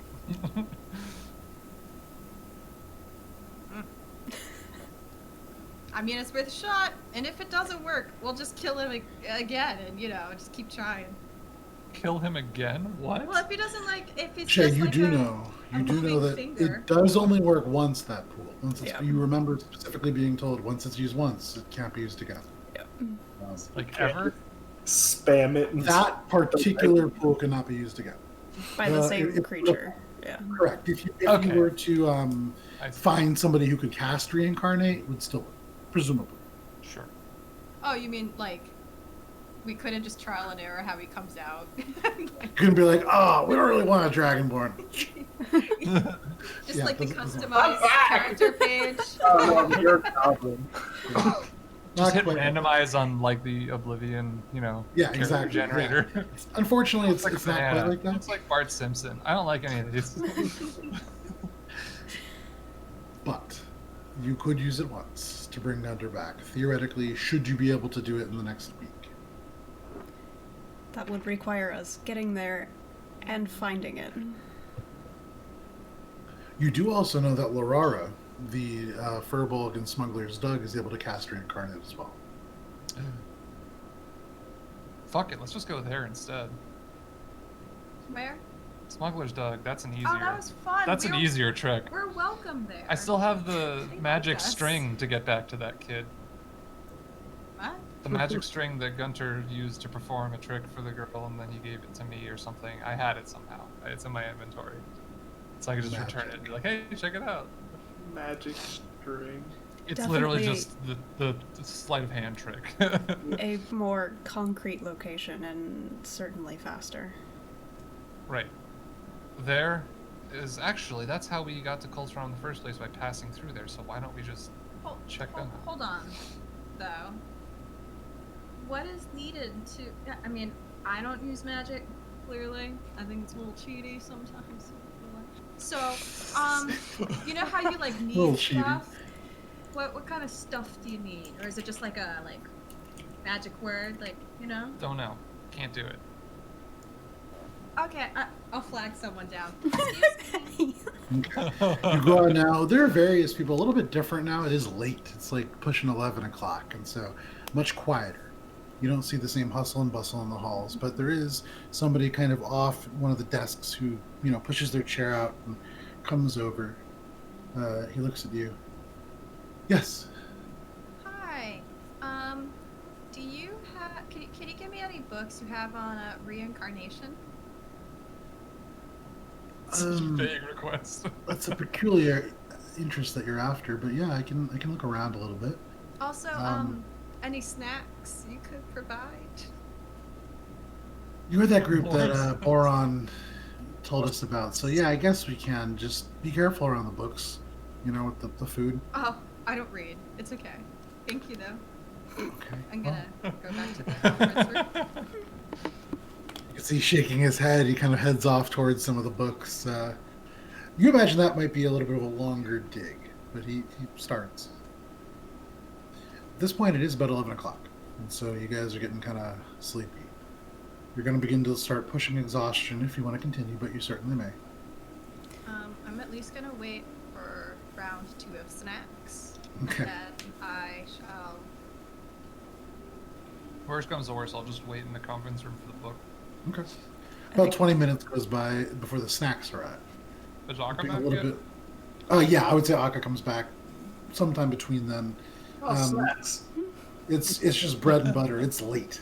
It's there's not like a really Aha! easy way to prepare. But wait, and I pull out the spice sack, and I'm gonna make French toast.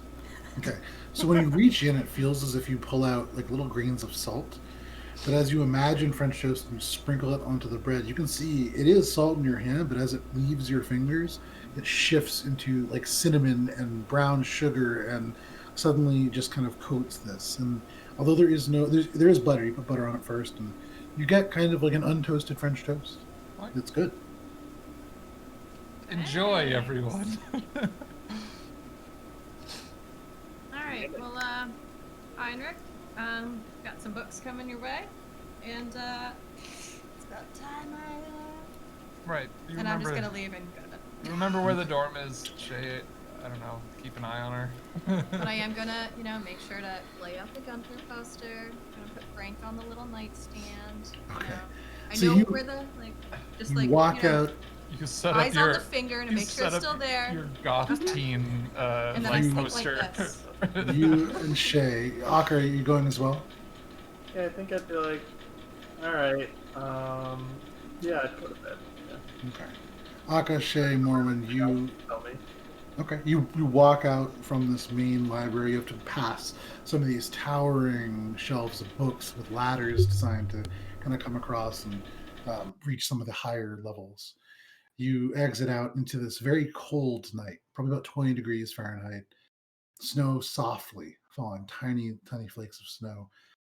Lit within these trees, you can see, and sometime between the time that you've last left, maybe like 17 or so days ago, these small orbs have been placed in these crystalline trees, and so as they glow from within, you can see it cast tiny points of light across the snow. This campus is quite beautiful, and as you cross the snowy fields towards this kind of uh, The dorms? the dorms, it's this large, kind of like a cylindrical building with windows, and you can see you've been there before. You do see off to your right the squat, out of place structure that you would remember the creepy cryptid operates she was for sale there. Just kind of gathering snow in the dark, but you cross. Oh, Wait, so we're like going outside to a different building? yes, that is where the dormitory is across the campus. Okay. I'm gonna crawl up one of the trees and slide down and do the sandstorm song because that's the thing I Make did a when we performance first check. got there. Yes, you did. Okay. Wow, what a callback. What am I doing? Performance. Okay. That would be a 24. Okay. So as you guys walk, Akka, you a little bit tired. Shae, you see Morwen go up. You instantly recall the last time that she did this. But you see suddenly Morwen slide down, striking several of these crystalline leaves that have an almost oil-like hue to them. And as they do, ting, ting, ting, ting, ting. And it is Darude's sandstorm. Thank you very much. Time for bed. As the snow faintly falls around and these beautiful notes echo into this kind of gorgeous courtyard, you find your rooms within this dormitory. You lay out the Guntir poster, and without too much trouble, you find sleep. Heinrich, eventually the book does arrive. It is a book on the theory of reincarnation as it's approached different religions, cultures. Right. Not a practical book Right. necessarily. I kind of like mumble to myself and just like, damn it, Morwen. You're asking in like the general Oh library. yeah, the concept you're not of getting reincarnation. exactly. Yeah, Yeah. exactly. But the hours begin to count by at night, and Can we'll I get get to 3 more hours of Elvish in? You can certainly you bust out the Elvish books and you begin to learn. I will say, worth noting, you get to a point where you definitely need Volume 2 Ah, if you shit. don't already have that one. I'll So find Flip it. the tape. I'm sure it's Flip here. the tape. worth noting, I will say, because you're kind of there at night. The guy drops the book off if you request it. Yeah, He can yeah. bring you the remaining volumes Oh yeah, of that absolutely. of that set. So you now have a complete set of Elvish for beginners, and you can slowly Yeah. now complete your studies. Intro to Elvish for the Common Man. How many volumes Yes. are there? Because I have 1 through 3 apparently. There are 12, so he brings Okay. you quite a girthy assortment of books. I'm just gonna change that inventory item to 12 volumes of intro for the Elvish, or intro Sure. to Elvish. Sure. And you do so, no problem. But as the hours count by, we'll get to kind of the Heinrich nighttime. It is 10:11 in real life, so we're gonna take a quick break. We'll be back at like 10:22, we'll call it. So stick around if you want. Come hang out, and if you stick through the break, you can see some of the beautiful artwork that has been done. Some of it submitted by our very own Talon Nail's daughter, which is like this really, really cool. There's Doug, and then there's Kindscale the Dragon. There's a lot of cool art that's in that kind of throw screen. When we return, we'll pick this back up and kind of see where we go. See you then.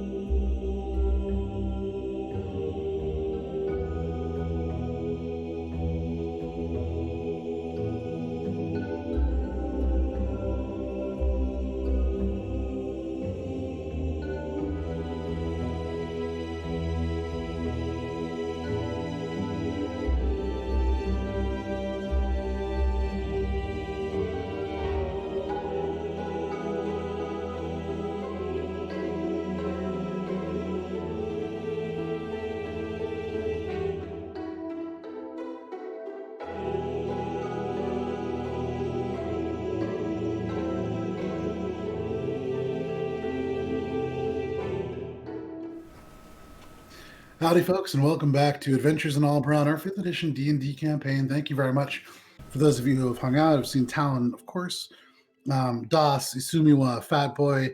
Thank you for tuning in, hanging out. We can just jump right back into where we left off. It is dark. It is night. Akka, Shae, Morwen, you are currently asleep. Aside from learning Elvish, Heinrich, is there anything you want to do during this the dark time? Well, that makes Or I can just call it more night. ominous. I can just call it night like a normal dark time. Yeah, times. damn. Is there anything you wish to accomplish during the dark time? I guess I'll ask my book if. Well, I'll ask it some questions. Why not? Okay. Yeah, why not? You're That's gonna what ask it's there it why for. not? No, that's Oh, not that'd one of be the interesting. questions. Hey, so Uriel, why not? Why don't you ever ask her how she's doing? Dot. Let's see, he's, I Good think, as point, far as bro. I can tell, but I'm not sure. I don't also think that gender really matters too much to Celestials. I think they kind of are birthed out of some more You could higher always level. ask. That's true, I could always ask. So let's not. Well, weird question. question to ask like a really Hey, bro, powerful. how'd you come about? Bro, Like Brian? mom and dad, colliding of stars. What's how'd you come to be? Now, I'm gonna start by asking, because I don't remember the last time I did, if the shards of the breaker are still in the aperture on. Wow, Yorn. Yorn, thank you. I'm gonna say Bis, but that's absolutely the wrong direction. Yeah, it's east as opposed to north. But yeah, so you inscribe these runes. The celestial fades into the page and it reemerges.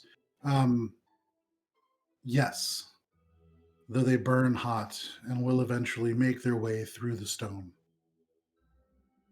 Well, that's not good news. Well, that means eventually they'll fall.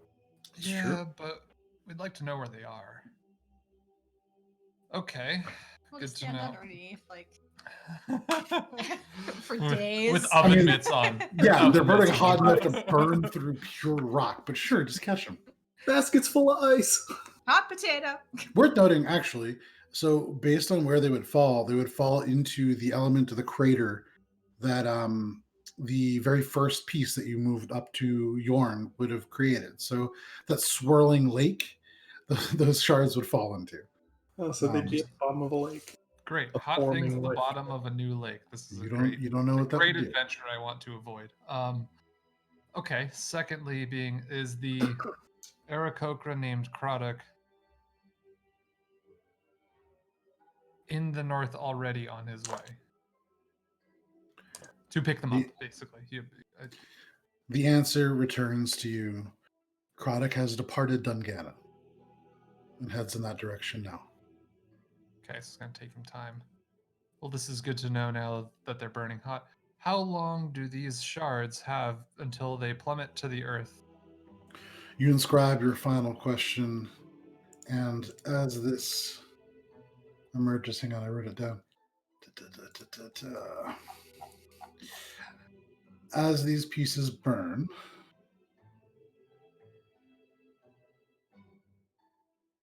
give me 1 second here. That smuggler's done. I have no idea where you guys are going to go, so I had to write a lot of stuff. These shards have passed through 4 inches of stone. The stone beneath them is 3 feet thick. You have 65 days. Oh, okay. Whew. But At you least still it's have to, double like, digits. Yes, so getting them through these perfectly, shard, Sure. it's going to be tough to get out. operation. But this is good because this is info that I could pass along to Kraduk ahead of time, so he's Certainly. able to. Yeah, because we're going to talk to Kalel the messenger.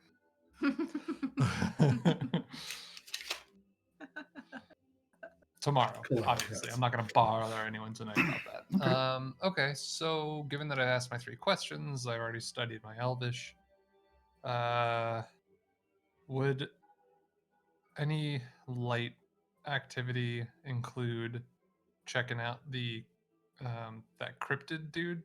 That's a little bit more than light, especially given That's his fine. personality. That's totally fine. Figured I would but ask. I'll just sort of stroll around and nod out for a dual purpose scout and pleasure cruise through the Sure, sky. make a perception check with Nod's perception. The celestial owl just kind of disappears into the snow as it falls. Okay, with advantage, that's a 15. You close your eyes, and at the same time, it feels as if you open them. And you peer out from above. You feel the wind going by.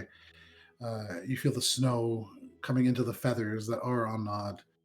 Looking down, you see this beautiful campus. You can see the lights casting thousands of small points of multicolored, almost like Christmas lights that are cast across the snow. You can see the wrought iron fence that encircles the place, and this massive drift globe that casts this enchanted glow across the entire campus, a soft yellow glow.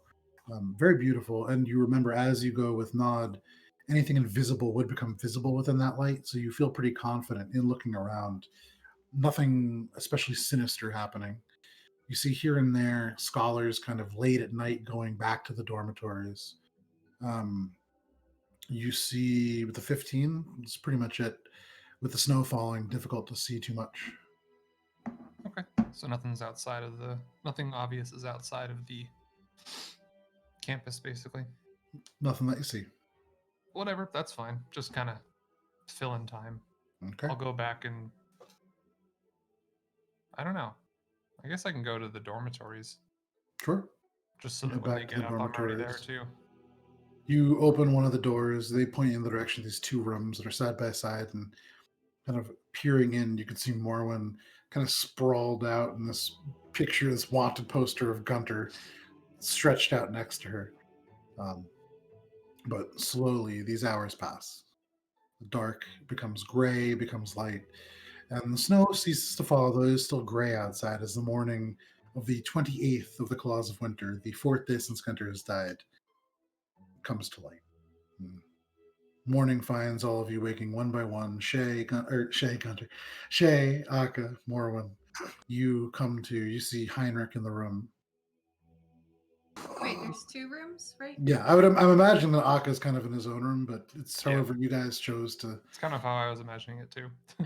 And I'm sitting at the foot of his bed, just staring. No, just kidding. Yeah. Whoa! Good morning. Oh boy. No, but not really. Okay. No, I mean, not that it really matters. That's just wondering.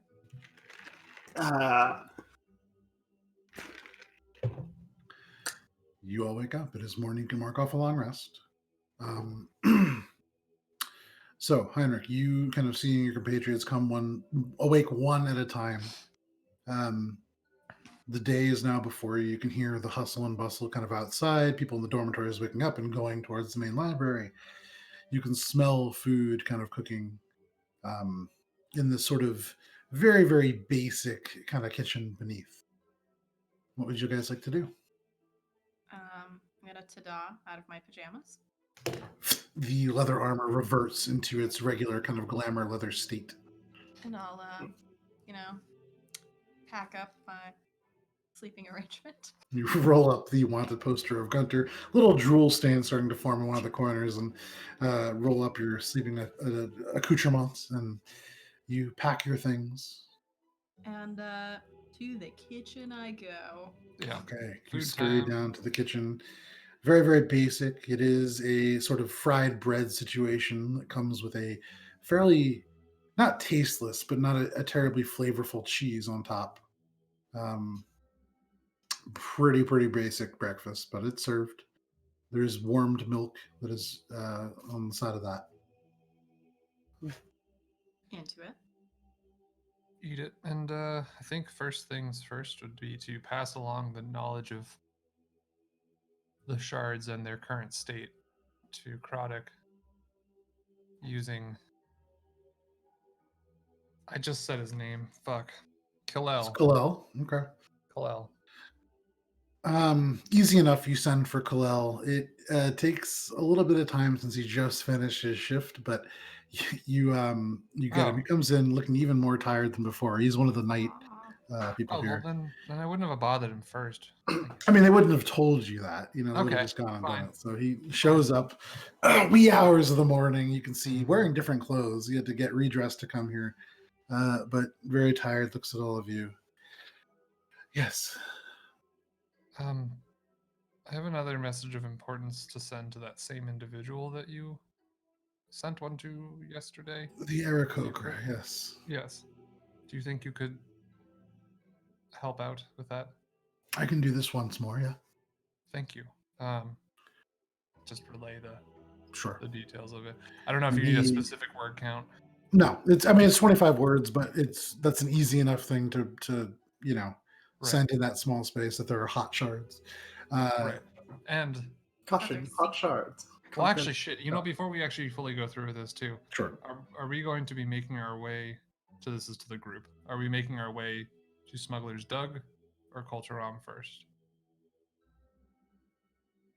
Smuggler's Dug. Okay, as an on the way pass, basically. Well, Okay, cool. I Hey, heard. Would I know about Smuggler's Dug? Or is this just like... It's a tiny little town in the north. You would have no idea. It's a waypoint, and we have a friend there who can assist us. All right, well, the soup. Okay, and then if possible, would like to squeeze in that's where we head to from the Lorebinder Academy. So the shards are hot and burrow into the stone. Okay. 9. We make from Lorebinder Academy to Smuggler's Dug. Meet us there. That's 20. And then More. blah blah blah. Love you. How are you doing? That's syllables. Bye. That's Blah, syllables. blah, blah. Oh, No, that's no. true. Love I'm you. counting syllables. You No, already not said it. literally. Shit. All right. You said it. So you send this message back. A couple seconds pass, and suddenly you hear back. I hear Heinrich's voice, but is this Morwen? We should talk. I will look after the stones. Stones, shards. It's what he says, but Sure, we get it. that's what you get back. Cool. Also, giving this Khalil guy a lot of whatever. We've been too cautious before with some stuff and not moved things forward If fast he's- enough. He's the Nods only and son says, here. I'd imagine he's heard some "If stuff. you require me again, just I do need some rest before Please, completing that sorry to spell. bother you. Was not aware that you were on the night shift. I It is not a apologize. bother, but it takes some time to regenerate these abilities, and that is the last that I have for this evening. I understand. Have a good day." And You he too. turns and Rest well. departs. Goodbye. All right. Okay. So yeah. So, what you learn about the resurrection stuff? Well, in the West, they believe that when you die in a state of anger, you'll come back as a beetle. But if I don't know, I'm just pulling shit out of my ass. I'll relay some of the information in a like point of fact way of literally what the book said. So he would tell you, far to the west, the elves there actually do believe in a kind of reincarnation. And there is some evidence to support that it is a real thing. There are people to the north, far to the north, in a place called the Old, that don't necessarily believe in reincarnation, but certainly some of the people who used to live there have dabbled in ways of extending the life. Heinrich relays these things to you. Right. Nothing real concrete. Right. So following that, if you want to get a list of requirements, I'm sure we could dig up someone who would know how like to your cast book? that spell. Oh, I already asked it questions. That's how I found out about the state of the shards, and how to warn Krodik about it. Because at this point, I've told you guys about the state of the shards. It's assumed. So yeah, let's we're in a library. Someone's probably got a list of spell components and stuff, I'm sure. I'm gonna go flag someone down. Okay, you go out there. And as you run, I'll be like, Morwen, ask for Leaning components for the spell, not the concept.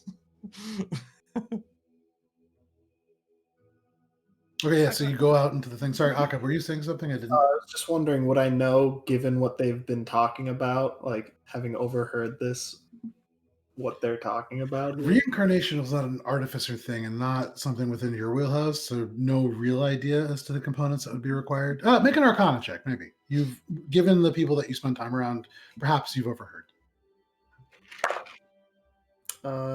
24. You would imagine, based on the concept of reincarnation and the spell, the bits that you know about it, probably does not require material components, aside from, elements of the corpse that you need to reincarnate. Right. I'd just kind of be like, well, you have the body? She has his, part of it. There you go.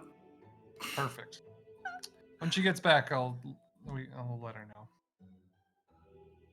Because I'm assuming you're still running out there trying to do this. So you, in the hallway, you flag somebody down. You ask about the components of the spell. They go off and find you a book, and it's you know what? Make a persuasion check, Morwen, because that's not necessarily an easy thing to find. They give you another Picture book. fairy tale. 28. 28. Okay.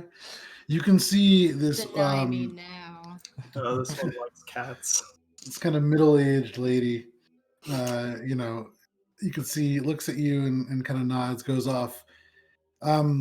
Brings back. It takes close to like 45 minutes probably for this to happen, but eventually does return with a primer on Druidic magic. It has not necessarily spells, but it talks about the concepts of Druidism and how the magic differs from other things. You bring it to Heinrich to read to you would determine that this reincarnation spell probably does not require a component to cast. In fact, just a piece of the body, perhaps. Seems like we should make our way as fast as possible then to Smuggler's Dog. Yeah, his fingers are kind of gross. Does my haversack hold things in like a suspended animation state, or is it like they're just in a different pocket dimension, still decaying as they go? Do you want to pull out the finger and take a look at it? Well, I have it. Well, it's not in my pack. Oh, so I'm that just thing's wondering- gross as fuck.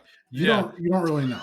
Okay. I mean, it's rolled up in a little handkerchief. But Ah, yeah, it's, perfect. So then it's attached and wouldn't use congealed, that handkerchief and after the skin this. peels away when you unroll it now. 'cause Probably, it's days like- old. Started out in a bad state. Yeah. There wasn't a lot of fluid to it, honestly. It was pretty dried out to begin with. So I'm also not gonna lie. I'm surprised that Morwen, you have not yet made a smell my finger joke I or pull almost my just, finger I joke or almost any of just those. did now, but like that's just too gross. Okay, good. So- I'm glad we've addressed it as that's adults. where we draw the line. Sure. So Even yes. I couldn't go there. So Okay, moving forward. You'd imagine that it does not require material components outside of a piece of this body that you're trying to reincarnate. Is there anything else that we would like to do here before we make haste for Smuggler's Dug? actually, yeah. Do you guys have time to teach me how to read? Oh yeah, sure. No, on the road, maybe. I'll give you some basics. Okay, that's nice of you. Sure. And I'll correct you on your Elvish, because I know you've been trying. I don't know how is my Elvish better than hers yet? What? Yeah. Oh, Fluent. yeah. Absolutely. Wait, why would that be? Because you're not fluent in it. Yeah, I am. Are you? You can speak I- Elvish. Came from the Oh, north, bro. speaking. Sorry, that's what I Yes. guess that's what I was wondering about. I would. Oh, in terms of speaking, no. Morwen can understand and speak Elvish. In terms of like writing and reading, miles ahead. Yeah. Sure. Okay. That's good to know. What the? I mean, So yeah, you still what- got me beat on some areas, but not all. All right.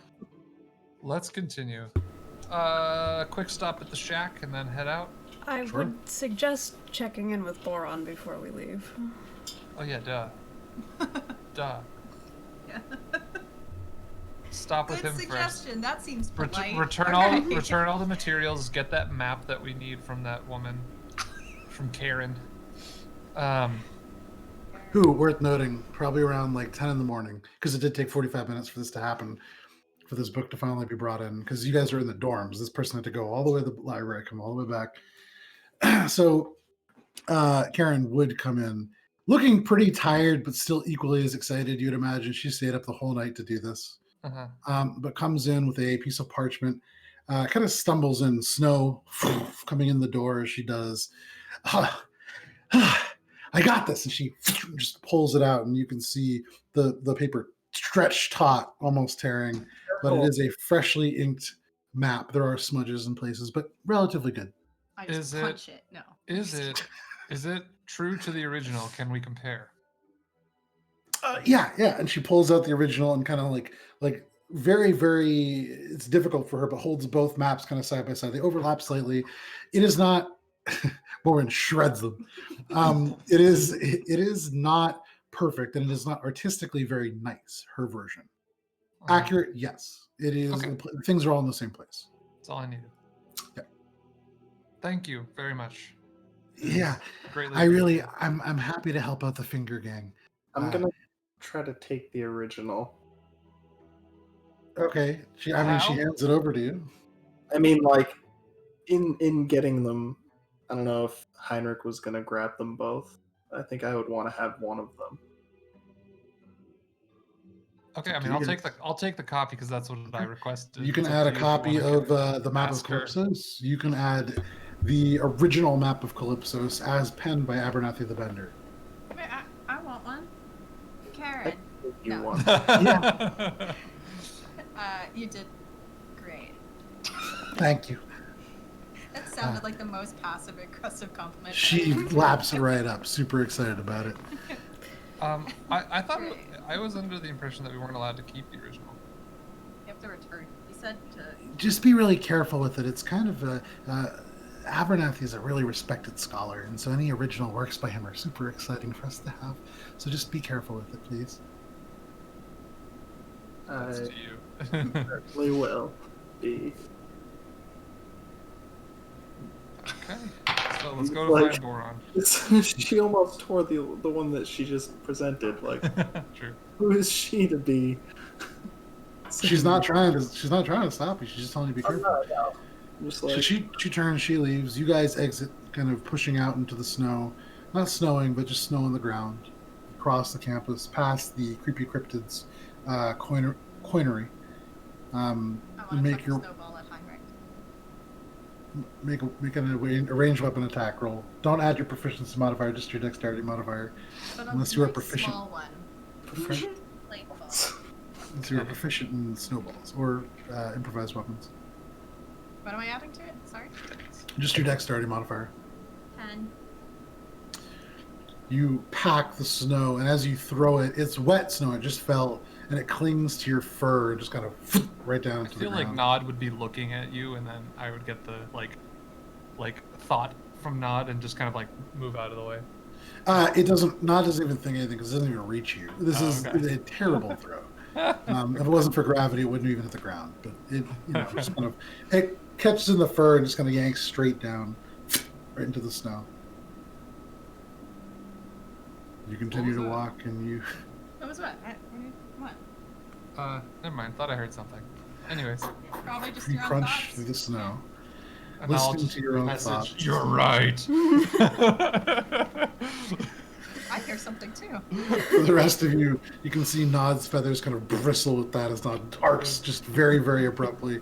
But you make your way back to the main library, and within the kind of entryway, actually, you see Boron. Kind of sitting, going through something and writing, but seeing you approach, he shuts the book and stows it away. Hello. Is there anything that you require? I do have some business to attend to today, but you know that you are in a rush. Right, yes. First and foremost, thank you for all the materials. It proved very useful. I do have a question. How confident are you in the presumed location of the Cold Forge? I saw you left a little note there. we've narrowed it down to a range of about 4 mountains. One of those will probably have this entrance. Fairly confident. Okay. Good. Could you draw it on this map here, and I'll pull out my map of the north. Okay. Just circle in the area. He takes out a quill, and it's this very short quill. It's like a wooden. It's not like a real actual quill. It's wood, and then it has this fabric that's been made to look like a feather, but very short, especially in his hand. But he quickly kind of circles this area, and you can see almost due north of Koltaram, kind of on the edge of the mountain range. He circles a couple mountains. Perfect. Thank you. That is much appreciated. Of course. What you're doing is very important, and do know we've sent messages to the Kingdom of Sarentil and to Dungannon requesting help. This is not something to be tackled alone. Oh, thank you, finally. We're getting some traction on Don't our think credibility. the political powers that be take a long time to begin moving. I'm aware of that, for sure. Coming from Port Quinn, and a small version of the same thing. Yes, the kingdom is sluggish at best. All right. What? Can you ask him if he can quickly get us over to Smuggler's Stuff? I would ask him myself, but his little purse makes me laugh. You can see he's like adjusting this tiny bag on his side as you're saying Your message. Are you saying this out loud, even though you requested the message? No, I'm saying it in my head. That's the first time you're doing this. Oh my god, please keep doing well, this. Well, I'm shy. If I say anything to him, I'll be... Okay. Finally, I feel so good about that. Morwen's actually able to use this secret message system. Yeah, it's working out. Morwen, do you... I like that you're indicating, you have no like subtle sign. It's... Yeah, well, this is just you can see meta. Boron just like... This is the way to like meta it. I'm not actually... There's no No, but Morwen 100% is doing it's just... that. And so, yeah, so like Boron's just like, all right. Is there a way that you could quickly transport us to Smuggler's Dug? That's a very specific request, I know, but anything... I could not. However, as I said before, there is a visiting transmuter who has this particular capability. She's a little rough around the edges, but given what you are trying to do, you're going to Smuggler's Dug, you said. That is a very small community. Do you have an item from there? Was the magic rope thing from there, or that was something that Guntir had? Okay, then yes, I think I may. Hold on, let me look through all of my shit. I think I do too. Somebody gave me a necklace from there, I believe.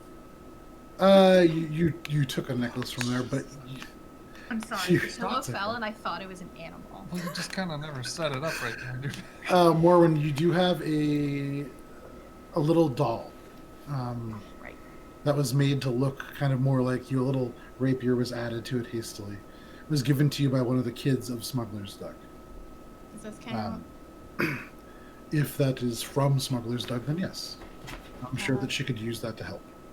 Cool. This cat's attacking in the background of Tina, so I like that. I can fetch her if you give me a moment. Turns... walks off and heads towards the restricted section of the library. 20 minutes goes by and he returns, and leading behind him this woman.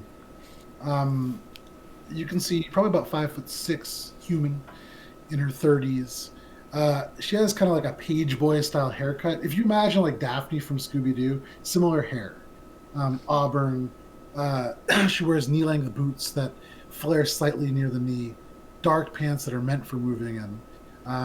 They rise up to a shirt of dark, stiff fabric in a faded red that is braced in the center with a thin sternum and rib structure almost of bronze that give it more structure. The sternum piece itself also holds what looks like a piece of granite that has various crystals emerging from it. Currently, they glow with a lustrous purple light. The top rises to a stiff-necked collar that seems to have fur lining it for warmth and comfort. She wears a black coat that drops down to mid-thigh behind her and features only half sleeves, allowing her arms to be exposed. You can see intricate arcane glyphs, circles, and symbols tattooed in a rich blue ink. But she kind of nods to you, and Boron says, Yes, Heinrich and Associates. May I introduce Carranza Billows? Carranza. Well, I'll let them introduce themselves. And he gestures to Morwen. you. Do a regular introduction, I suppose. Okay. He looks at you. Looks at you. Looks over to you, Akka. Yeah. Do you have a name? Do you talk? Do you have any volume? Do you have any larynx? Oh. Akka, hi. All right. Akka, hi. Good to meet you. Yeah. And what about you? Looks at you, Shae. Shae. Shae. Okay. Where are you guys trying to go? Boron tells me you're trying to go to Smuggler's Dug. Is it like a little village or something? Yeah, it's a little hamlet nestled in. I mean, Shae, you would know best the description of the area. I would tell him where that is. Tell her. Okay. She listens and kind of nods. All right. I mean, so what I'm gonna do here for you guys is a little something called teleport. Right? It's a pretty high level spell. This is some real fancy arcane stuff. So do you have something from the place? Because when we do this, great. And she takes this little cat thing. There is a bit of a chance that we go somewhere different. I've never been here myself, so there's like the small possibility. How Could be a little painful. Was that Akka? how small are we talking? Well, given the, I would say actually, Shae, could you roll a performance check? You're kind of recalling and describing and trying to paint a picture with your words. I believe that's a 17. Okay. Well, with the description and with the object associated with this thing, we could probably do it. It's like a 5% chance, maybe. Most. Fails? That it like absolutely breakdown fails, you all get hurt, we go into the Jeweled Oasis, terrible time. But there's a small chance that we'll maybe get close, but not quite where we're trying to go, and then maybe we're like a few feet off, maybe like a few miles, but like not terrible. And then there's a slight chance that we end up in a place similar to what you described, but not quite the same. So like maybe you said it's like a foresty kind of warm town, maybe we end up somewhere else. Far shore, somewhere similar. Oh boy. But with the object and everything, we're pretty good. Look. How far is Smuggler's Dug from where Like we are? days travel for. Yeah. Days travel by foot. You have to climb a mountain. Oh. Not, and also probably close to maybe like 5-6 days. And it also this is depends. worth You guys have changed the geography of the north a little bit, so you don't really know. You'd be heading through a weird part of the north now. Yeah, I say this is worth it. Let's try it. Fuck it. So, and here's the other thing: I can do it once a day. So if we go somewhere and it's not the best place, it's gonna take a little time before I can get us out. I can't just send. Oh, actually, I could send you, but No, you should come. it's 'cause easier if if it's I wrong, come. if it's wrong too, then we'd like to help, or rather, your help in trying again. Yeah, no, I'm here for it. So I can bring you. Sorry. It doesn't cost anything or anything like that. It's just it's a lot of effort. I can't do this and my more powerful things at the same time. This is what I got. So. With this little object, does it what do you guys do with spells? What do you say? I think- Consumable? Oh, no. You can take it back. I just kind of need it to concentrate on. Oh, I would okay. like Then I'll to shut up. discern the honesty of this proposal Make an insight check.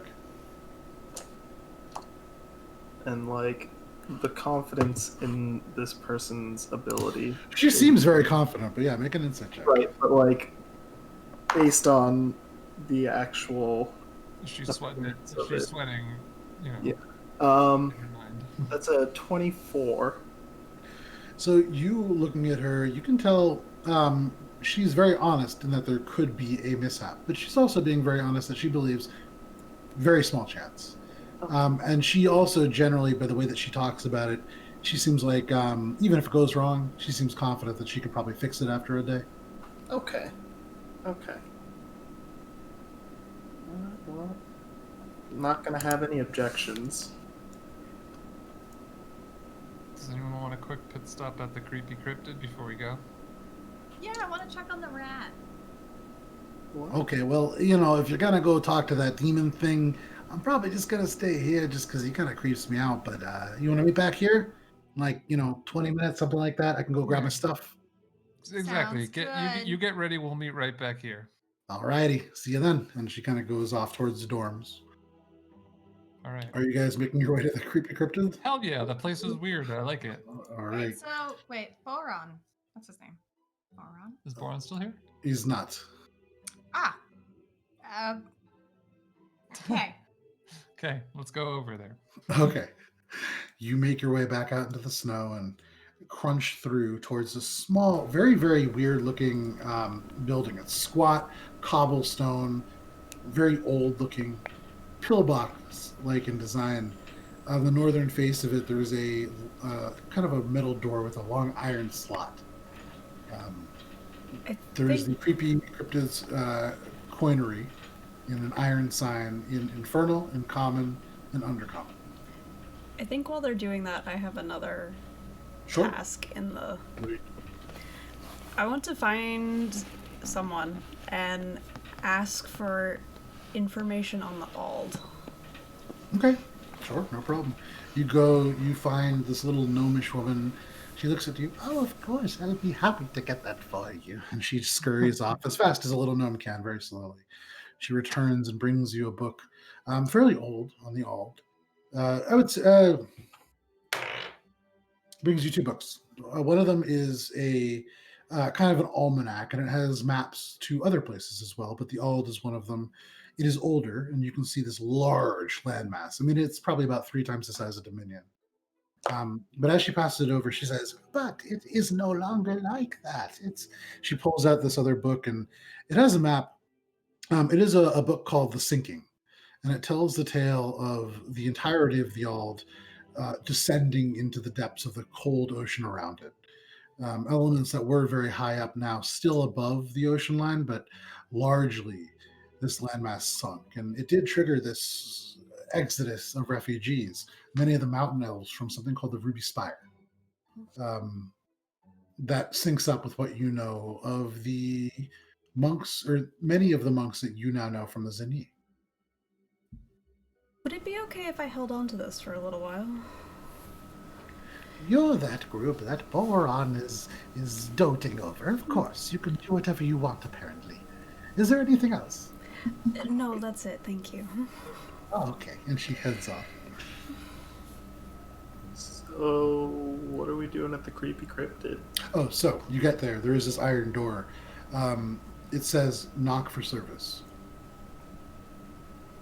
Clang, clang, clang. I think we both reached up and then both went like this, and then Morwen could do it. Okay. You clang out, a little bits of snow fall off the top. A minute or so goes by, and you begin to hear this kind of low, gravelly voice murmuring and complaining as it crawls up these long stairs. And then you kind of get to the end. You see this metal to the side. This one bloodshot eye appears. You can see the black, inky ooziness of this face around it. This is the creepy cryptid who viewed it previously, and as he gets up to the top, Hey, do you have any idea what time it is? Do you? No. no, Yeah. really, I actually have no idea. I sleep for days Me sometimes. neither. What time I is it? think it's about 10 What? in the You see morning. this blood eye looks out, and it actually almost pushes through the slot. You can see like the edges of it touching before it pulls back. The eye regards all of you. Oh, I kind of remember you guys. An old man who bought my gambling gloves. How'd the old geezer make out? He didn't. Well, sometimes luck's with you, sometimes it's not. What can I get for you guys? Can I say hi to Chi the rat? I sold that pretty quick. I told you, it's not going to last. But are you looking to see what I do have? Sure. All We're just right, in the area. We're about to I leave, got- but hey, why not? I got something pretty cool, but I'm gonna save that for the end. All right, so I got you can see he kind of turns around, rummages through, and he pulls out this, like steps back, and you can see all these tentacles writhing away from this inky black, smoky body. Kind of pulls up this. It's like a faded yellow Christmas stocking, the size of a potato cloth. Yeah, this is kind of something that I made. It's called the flock sock. You take it, and two of the tentacles take it by the edge of it, and as he pulls it, Heinrich, can you roll 3d12 for me? What?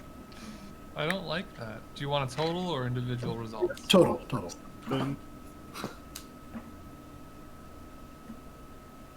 14 total. Okay. 14 pigeons erupt from this sack and emerge from this. You can hear the pigeons going all over. Some of them hit the stone and try to flap through the slot. Most of them escape, but you can hear at least one or two of them just like frantically colliding with things and kind of going through. You can hear from in there, 1 sec. And he turns around, you hear, and the sound stops. Yeah, he turns. You see a couple of feathers just fall away. Anyways, only works once a day, but yeah, you get a couple pigeons come out. They're real pigeons, though. I don't really know how it works. I don't know where they're coming from, but they just emerge, and you gotta kind of deal with them afterwards. Fun. But yeah, the flock sock, about 180 gold pieces. I'll always do deals with past customers, of course, but I also got a couple other things. The Let's see it. tentacles down and pull up a book. This, you got somebody who really wants to learn a couple instruments. If you can study this for 48 hours over about 6 or fewer days, you'll learn 3 instruments, that you want to learn. It's really good instruction, and there's magic in the book. It only works once a century, though. So whoever's gonna use it, you gotta really be committed. But that's 1,000 gold pieces. I can be flexible on the price. I didn't make it. Is it easy to read? No. Never mind. It's advanced magical music theory, but descends. Up comes it's a beer stein in the shape of a dragon. Very simple, but stone. This is the dragon stein. Any liquid that it holds, it'll stay warm. So, kind of a cool little trinket in the north, but it's cool for me. I like hot. Too hot for most of you. Maybe not you, devil boy, but Dragonstein, 25 gold pieces. Here's the real cool thing. And he just drops the stein. Here on the ground. Pulls up a simple platinum token. This I didn't make. Even I couldn't make something like this. It's kind of fucked up and kind of cool. So a long time ago, Timora, Timora, Lady of Luck, some people call her. She's a god of fortune and favor, but yeah, so she lost in a game of Fools and Fae to an elf, and she gave him this platinum token. You look at it, it's kind of like smooth on one face, and as she turns it over, it's like really like textured, almost like fingerprints on the other side.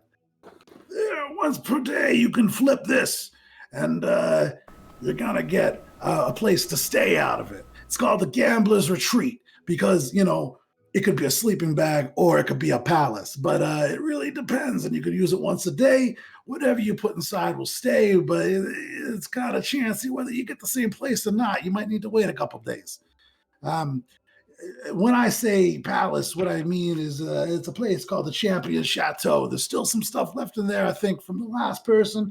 I started remodeling it. I never really got around to finishing it. I kind of owe this guy a lot of money. So, for you, kind of deal, 5,000 gold pieces. No problem, right? A place to stay wherever you go. Pretty cool. And there's stuff inside.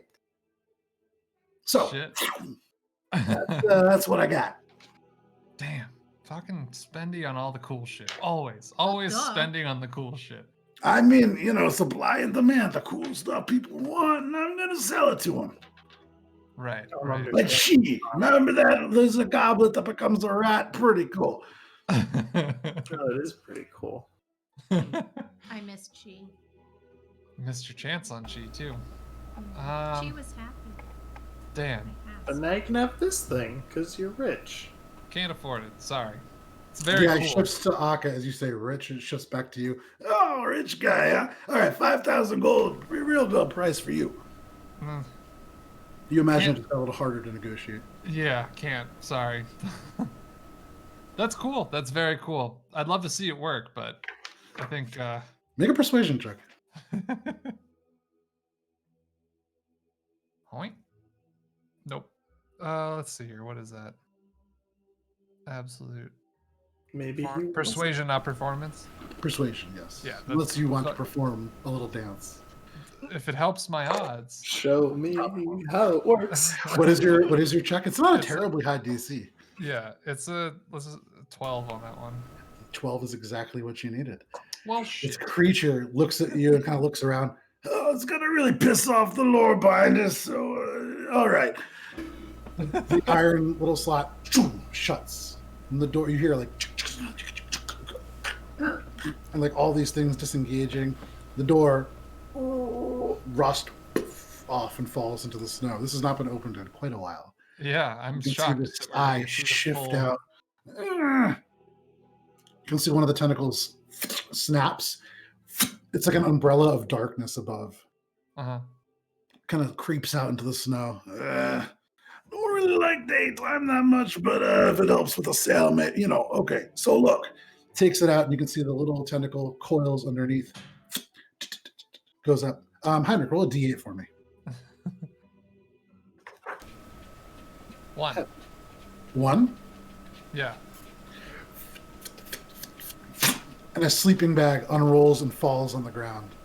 yeah. So you win some, you lose some. This is it's a sleeping bag. It is technically shelter, and so Timora held up her end of the deal.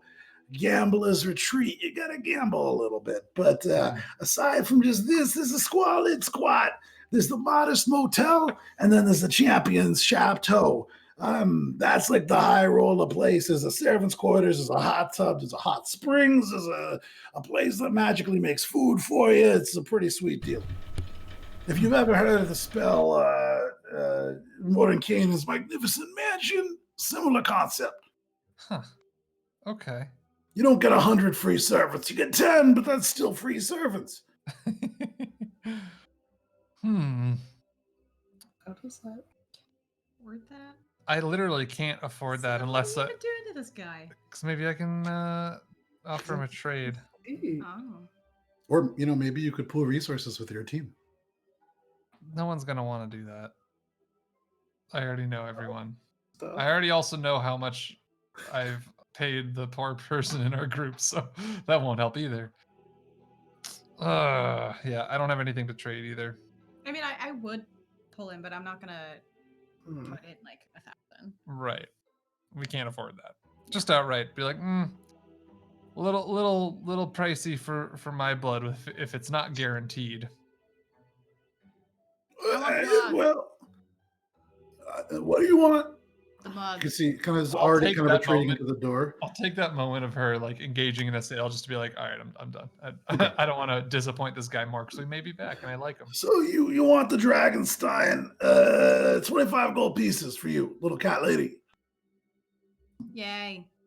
The tentacle all the way like 15 feet into the door, back with the stein, and passes it over to you. You can have the dragon stein. It is a wondrous item, and it heats 2 ales worth of liquids to 112 degrees Fahrenheit. Nice. Now that while the thing was out, is it any like? I obviously haven't seen anything like this, but does it No. sound? Does it look like anything I may have read about in any descriptions? Make a history check. Like what am I looking at in front of me? That's a 22. 22. Okay.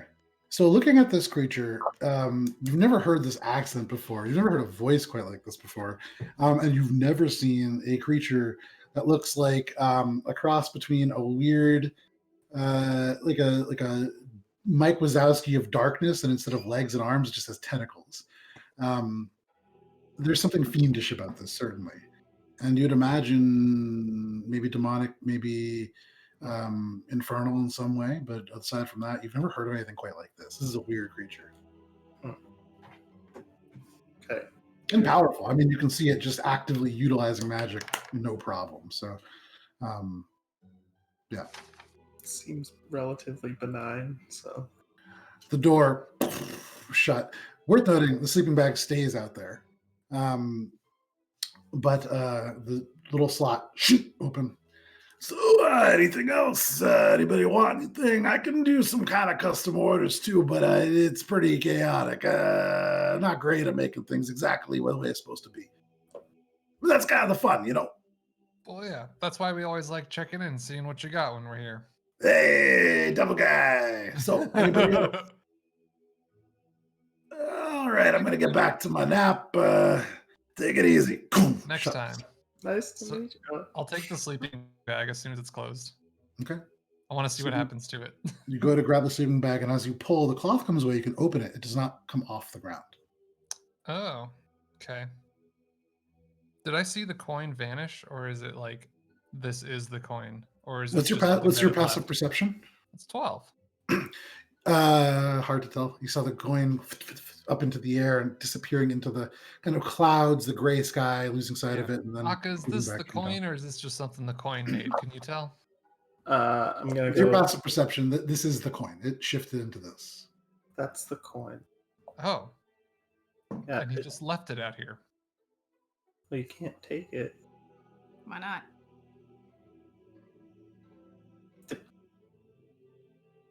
You want to steal So from? it's stuck. Well, he left it out here. It looks much more like he's giving it to us. I'm gonna just like So, whistle. Morwen, you and, get I'm down. gonna whistle and walk away. Okay, you walk Yeah. away. Morwen, you bend down, pulling it. It does not move from the ground. You can crawl into it, but it's not going to go anywhere. At least not without significant effort. You would imagine. Does the sleeping bag look clean? Make an inspection. Make an investigation check. Because if many people are using the same one, I'm not sure about it. Sorry, what am I doing? Investigation. Okay. Yes. That 17. 17. Weirdly, so I mean, it seems pretty clean. Here and there is like these little glittery looking things. You smell something vaguely like licorice, but it's not dirty. I'm gonna get in it. Check it Okay. out. You watch as the blacktail disappears into the sleeping bag, and then Morwen's head pokes out. It's comfy. It's cozy. It's a sleeping bag, That's it. as far as you can tell. Kind of turn around in circles, stretch out a little bit. It's a nice sleeping bag. So are we? It's a nice gonna sleeping go? bag. Well, Yeah, sure. I'll just stay here until you guys are ready. 5,000 No, just gold. kidding. Is okay. You think I'm made out of money? We don't have that if we pooled all of our That resources. dark together. umbrella just disappears, the timer having gone out on that. And also, I mean, and I assume too, since I'm in it, like it's empty, right? Like there's nothing like, I don't know. I'm picturing a sleeping bag that's like, if you can go to this like chateau all the time, there's just like, I don't know. It's a shitty sleeping bag. But yeah, it seems as if maybe people don't leave stuff in the sleeping bag part. You can imagine people like flipping this coin, expecting a palace to come out, and a sleeping bag hits the ground. They're like, you know what? Fuck it. And they probably just walk away or do something else. But for what it's worth, with that investigation check, there's nothing within the sleeping bag that you find. Yeah, well, okay, fine. There's no way of me pulling this thing off the ground and nothing in it. I'll get out. Okay. You crawl out back into the snow. So, no theft? I don't know how to. I don't know how to get it. Would I have any understanding of how to get it? I mean, what do you want to do to try? You can investigate it and try to look. You can try to make an Arcana check and see if you try to investigate it. And Sure. see, Yeah, go for it. is there any I mean, you could also cast Identify on it. It's sitting right there, and you could learn the properties of it if you wish. I guess I could cast Identify. Yeah, I guess I'll cast Identify. Okie dokie. You cast Identify. 1 second, let me pull this up because I didn't bookmark it like I should have. Oh. Okay. Flock sock. The Gambler's Retreat. Once per long rest, you can flip this coin. As the platinum coin flips, you roll a d8. On a roll of 1, it transforms into a sleeping bag. On a roll of 2, it becomes a 25 by 25 space with walls of corrugated iron and a floor of dirty stone. A fire burns low, making the room a little bit smoky but warm, and does not necessarily alter the temperature too much. A roll of 3 to 7 brings you to the modest motel, worn wooden floors that creak slightly in the night. There are 3 rooms with a much larger room in the top that is kind of like there's a bathtub. It's the owner's suite. There's a bar. And then there is on a roll of 8, the Champion Chateau. This is a large space, and it can be defined by the person as they create it. And so it can be a space of 2, 3, 4, 5, 6, 7, 11, 12, 13, 14. It can be a space of up to 15 separate rooms. It can encompass a space no larger than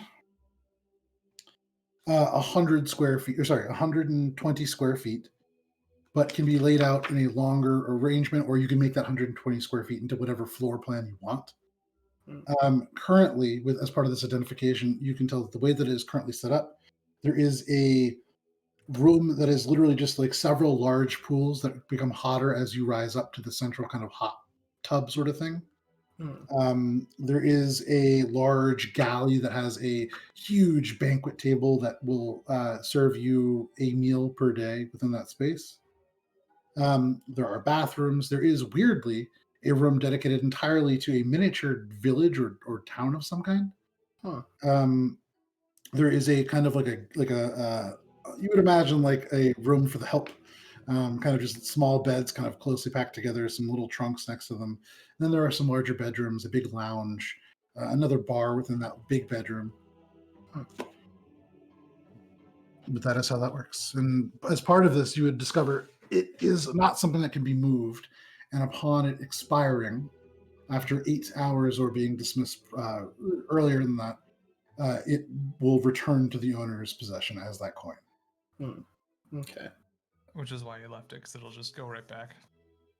Now I'm wondering, like, do these places exist in a separate plane and are brought here, or... What was your roll?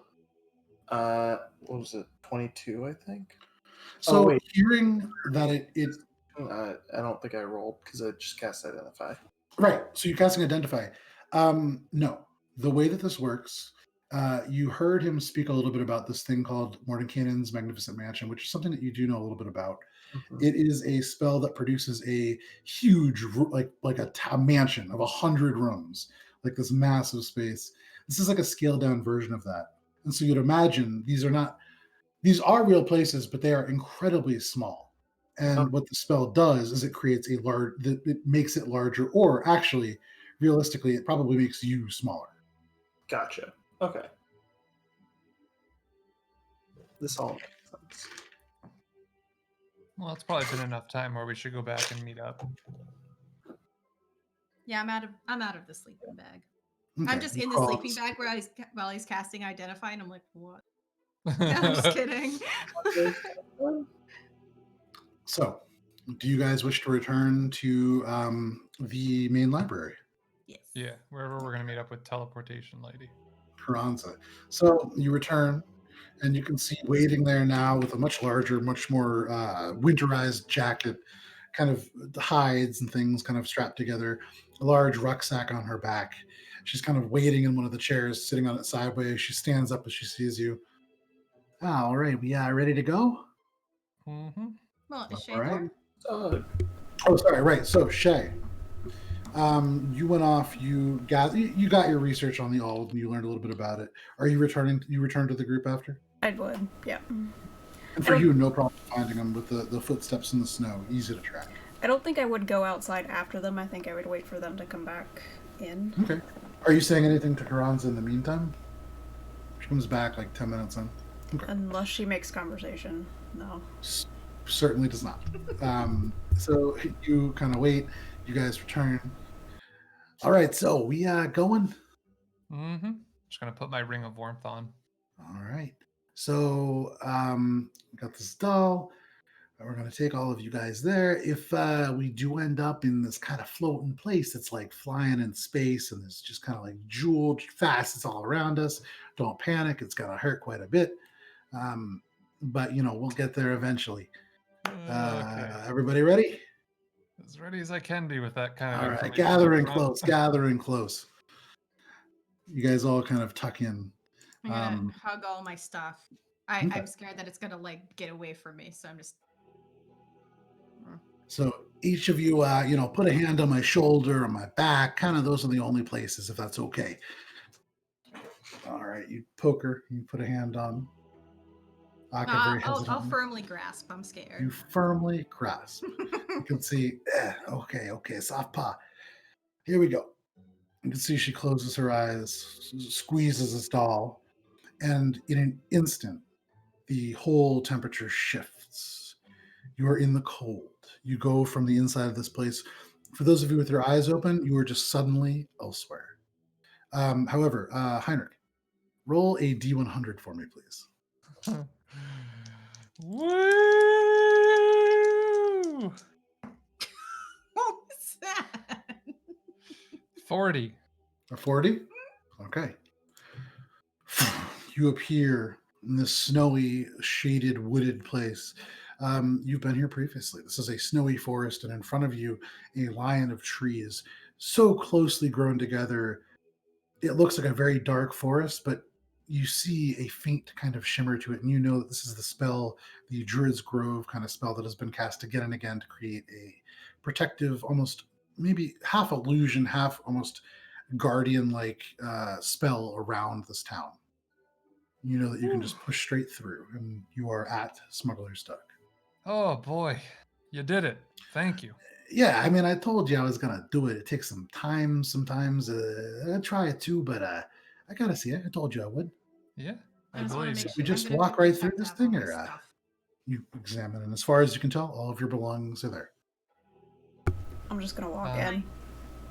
Okay. All right. You watch as Shae walks, and instead of parting the branches, she just fades through the trees. Yeah, I'll be doing the same thing. Okay. Gonna follow, but I'm just like, well, here I am. Can I Yeah, have my little? You too. Whew. Oh, yeah, sure. And she gives you back this little doll as you pass through. As you step into this tree line, you can feel not branches of pines going by you, but almost the feel of tall, warm grass. And the temperature shifts.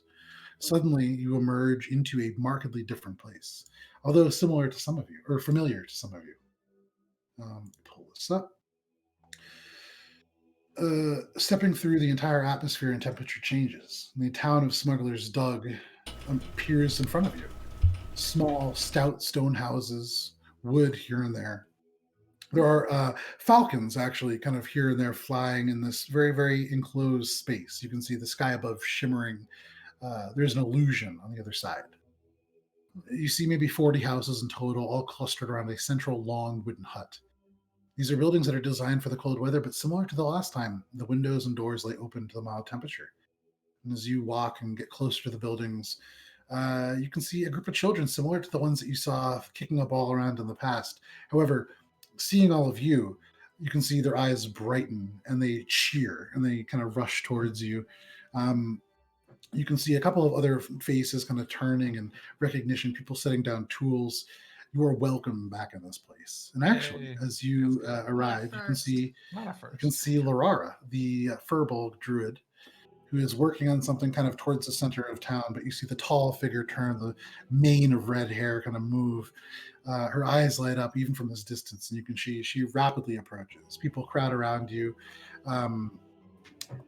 She gets to where all of you are, looks at you, Heinrich, and kind of sweeps you up in a big hug, drops you back down, picks you up, Morwen, and gives you a big hug. Looks at you, Shae, kind of starts to hug you, and then just kind of, it's good to see you, Shae. And who is this? Hi, I'm Aka. Hi, I Aka. don't know what we're doing here, so nice to meet you. I don't know what you're doing here either, but you're with them. And if you're with the Finger Gang, then you're okay here. And you can see there's like a lot of people here, kind of like just like there is a reverence to these people that you're traveling with, these rich assholes. These people seem to adore. And actually, Aka, as you kind of look over Laura's shoulder, the thing that she's working on, you can see it's a tree, a stump of a tree, maybe like 5 feet tall, that has been kind of worn down, but very carefully has been slowly crafted. You see the beginnings of 4 figures, one much taller, one much shorter, and the other 2 kind of close to that site. It's been worn in a way that the tree is still alive. You can see moss growing on it and little branches coming out. But carefully and slowly, you would imagine using Druidic magic, it is being carved into a living statue of the Finger Gang. Oh, wow. I'm So gonna be real. I don't even remember what we did for this. You saved it Help from them 2 with wyverns. the just about wyverns. to ask. You So saved of them. course, of Yes. course. what did these guys do to become so popular here? Yeah. You're They probably helped like us they fight bought off the them off. wyverns that began to plague our town just a couple of months ago. Huh. Oh, okay. First time that I met them, they murdered a bunch of commoners, so That's a good one. So, what are you all doing here? What can I do for you? We're happy to have Actually, you back. I'd like to speak with you. I mean, there's like a crowd, and this is probably sketchy. Yeah, there's I'll like nod 100 to you and people. be like, yeah. Morwen's got something to talk to you about. We'll Okay, yeah, please come on back. And she guides you back to the hut that the last time you were at Heinrich, all your shit was dumped out into. yeah. I did a sorting. A little cleaner. You can see that table of dirt that you had seen previously now sprouting little things out of it. You can see radishes and other little herbs. You can see that little sunlit corner where she has almost like a little indoor garden growing. It's just like vastly kind of overgrown and beautiful. But she closes the door. You can see people kind of still in the windows, people waving to you. This is a very exciting. I would be outside still, like entertaining them and stuff. Sure, I- yeah, people yeah. come You up and they're entertaining? super excited Yeah. to see you. Illusory magic tricks. Why You not? see that old lady who offered you the chance to sleep in her stables if you guys wish the first time. Just like super excited to see you guys. Not like Heinrich. It's like, That was one Got time, and game. it was Guntir. But I would stay So- out also. Offer Yeah. to help if Yeah. So you they guys need stay anything. Yeah, you exactly. greet people, and nobody wants anything, but they're so excited to see you. People begin to bring you little bits of food, all home cooking. There's some old baking that comes out, little kind of like bits of bread and some sweeter things. Sugar here not easy to come by, and so generally honey based, but delicious. People are excited to see you. People want to hear about what you've been doing. As this is happening, Morwen, Aka, you are within this space. Laura turns. So, what did you want to talk about? well, I'm not sure you noticed that we're one down from last. Well, I guess one different than last time. I was gonna say, yeah, you look a little taller than Guntir. Gunter. Yeah. Yeah. He's shrunk even more. Bring up the finger. As you unwrap it, she recoils for a second. Oh, I'm very sorry. Well, I could bring him back. I have to warn you, he might be a little different. Might be very different, but I can certainly try, as long as the spirit's willing. Oh, I'm sure he'd be okay with it. What do Well, you say, you know, Chip? Oh, sorry. Go ahead. it's just, there are some spirits that will go on into the afterlife and they really find peace or the thing that they've longed for. And it's difficult to bring them back. They don't wish to. And so Guntir may not return. He was very old, right? He was like 500. Yeah, something like that. So when you say very different, what are you talking? So, don't get me wrong. When somebody dies, there is sort of a natural order to things, but, well, there is a prayer. And it's in Elvish, and I don't actually really know what it means, if I'm being quite honest. But Oh, I'll tell you. Well, and she closes her eyes and says, Malora Gravitarig and Lear Kel Ish Preston Tel Bren Nishni Lachen Zurakana Geist Halas Bet Flustern Lagen Fo for you. And she opens her eyes and looks at you. What did that mean? I speak Elvish, so I. Joe, what's it mean? So for both of you, she just said, Matron of all that is great and green, I present an empty vessel that you once breathed life into. Never would I ask to return a life that was taken, but if the spirit is willing, I implore you, once more whisper its essence into a form that pleases you. That's what it says. Wow, that's pretty. All right, so you're saying he could be like Oh, literally anything, you know, like, it could look more like you. no one looks like me. But that's the magic of this magic. It can kind of make you into almost anything. I've heard of people going in as dwarves, kind of like Guntir, and coming out as everything from toad people to tieflings to furbolgs like me. Toad people. They're called Grum, but yeah, they're real small and brightly colored. Oh, that sounds adorable. Yeah, I think we should try this.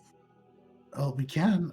I need some things, but I think within the village and within my hut, actually, we might have everything that we need. Just 1 second. She goes to the door, it opens it. You can see like a bunch of people all draw back at once, having like tried to listen in and being crowding around the door, kind of getting around Heinrich and Shae. And you see Heinrich and Shae's back. But she comes out. Sorry. No, go ahead. Go ahead. Just say it. Say it. Jesus. I just didn't. Fine. Okay. Yeah, since she opened to the door and I see them Mhm. being outside, just gonna be like, hey guys, I got good news, and it might be hilarious. As Morwen whispers this, Lorar addresses the crowd. Everybody, one of the finger gang has fallen, and you can see just people like all of a sudden like hushed whispers. The whole mood shifts. But they've brought a piece of him back, and we can bring the rest of him. And there's like people starting to murmur, excited. You see this old lady, the one that you were talking to, actually, Heinrich. I'll go get the neroli oil. And she turns and starts scampering off. You can see Laura say, thank you. If somebody could go to the Loggerjacks and get some oud oil as well. That's most of what we'll need. We need a piece of the fallen, which we have, unfortunately. Oh boy.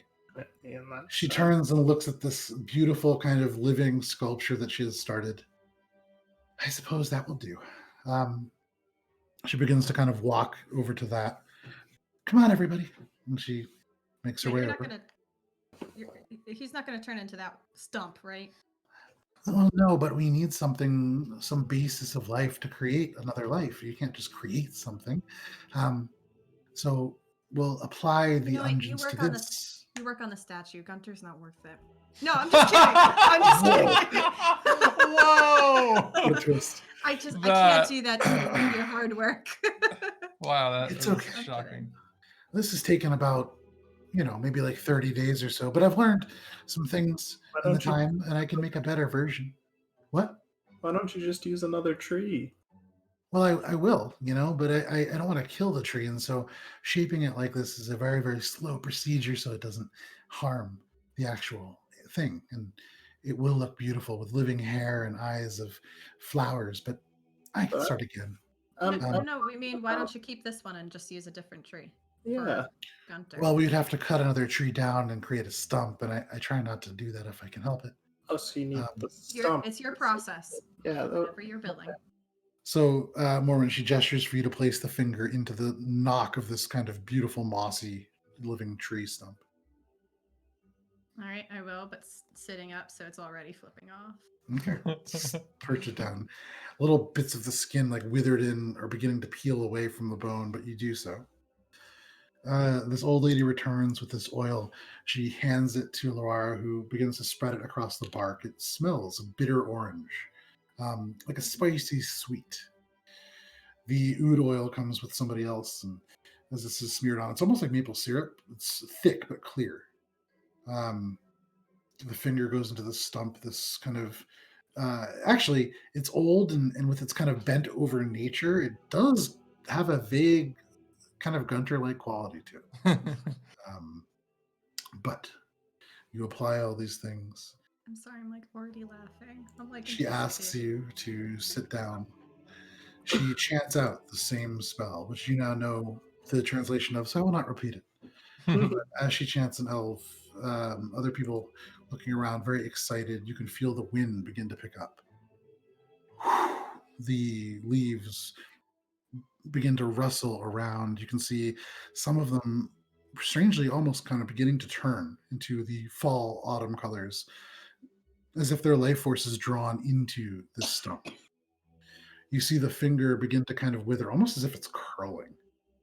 Elements of this sap begins to ooze into it, and you can see the bark begin to crack. Matt, if you can roll a D100 for me, please. Holy shit. I can't believe we're actually doing this. I thought it was like a written off thing. This is nuts. This is D&D, man. You guys do. I know, it's fucking crazy. Where there's a will, there's a way. That is 12. 12. Okay. Does it mean? The bark begins to crack, and you see first the elements of it peel away this dark. I'm sorry, what? It's a double zero. It was 2 Double zero. Yeah. Double 2 zero and a is 0? the second digit. Yeah. If it's a double zero on the one, that's the It's the 0 0. So that's it's 0 0. It puts So the first 2. digit on the left. Yeah. Yeah. So then it's a 2. Even better. The bark begins to peel away, dark elements kind of crumbling off. Weirdly, the first thing that you see through it is a vibrant blue color. Heinrich, for you, you've seen a texture like this before, the kind of smooth, almost looks slimy, but you saw it on one of these toad-like creatures that you had seen when passing through the toxic willow tree forest. And as this bark falls away, you see emerge from it a blue grung. Weirdly, yeah, really weirdly, it has these kind of markings. Actually, Matt, I don't know if you've at all thought about how you'd like a grung Guntir to look, but I've not given that thought. so we'll retcon in a description that is more specific to Guntir. Oh no, fucking Whatever. improv it, man. Do it. I mean, I can do it if you want, Matt. Go off of what you feel Guntir would look like as a frog. Probably like a really old, shriveled up Kermit the Frog. So you can see bent over the legs, even more stooped than the already kind of curved, natural look of the grung. You can see this toad creature bent over. The actual slimy skin loses a bit of its luster as the spell fades, and it becomes like a very, very soft blue, almost like velvet, and then begins to kind of fold over. And suddenly this grung has wrinkles. You see the eyes, a steel, almost stormy blue. Guntir's eyes, although not lazy anymore, they are fixed in a position. You can see a broad, like, flat still, face. like- They're like this over, and they kind of out. He is about 2 feet tall, very, very small. And Guntir, you are back. Oh my Do I have God. like all the faculties of like Your what- large eyes open. You notice that immediately as you. So first of all, a couple of things real quick. Guntir, switching the perspective to Guntir's point of view for a second. Yeah. No, all I imagine is like as it's emerging, it's just And like the long frog tongue's just like licking an eyeball.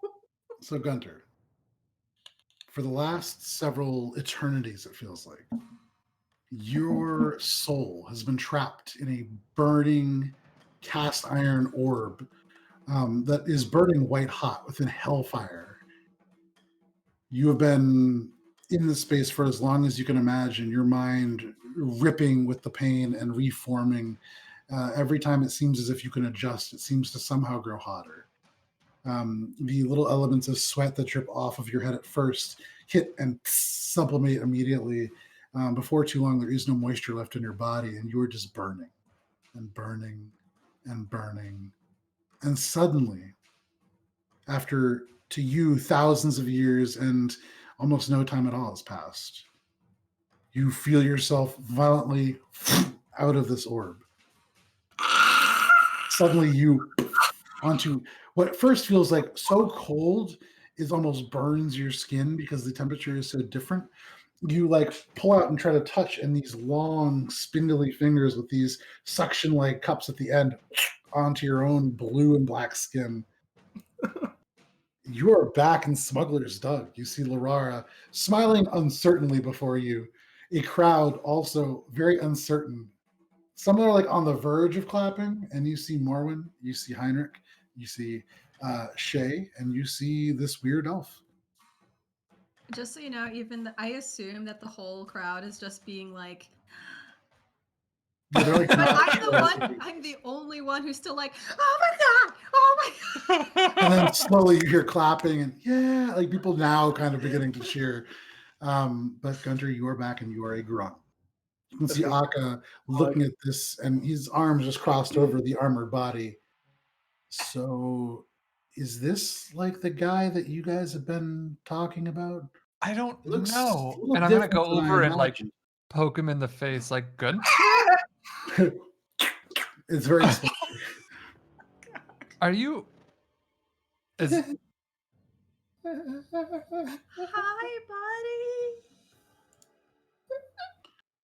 buddy. say something? Wait, what's her name? Laurora? Yeah. Laurora, is he Yeah, you know, sometimes when you change your whole form into something like this, it's hard to get used to. okay. You can see the woman that you traveled here with, Carranza, this like who's never been here before and kind of was standing out watching Heinrich and Shae. Suddenly all this happens. She's just been following. Her eyes are like wide open. And you can see she's just like, that was one of the coolest fucking things I've ever seen. Yeah, you're How telling did me, you- but holy shit.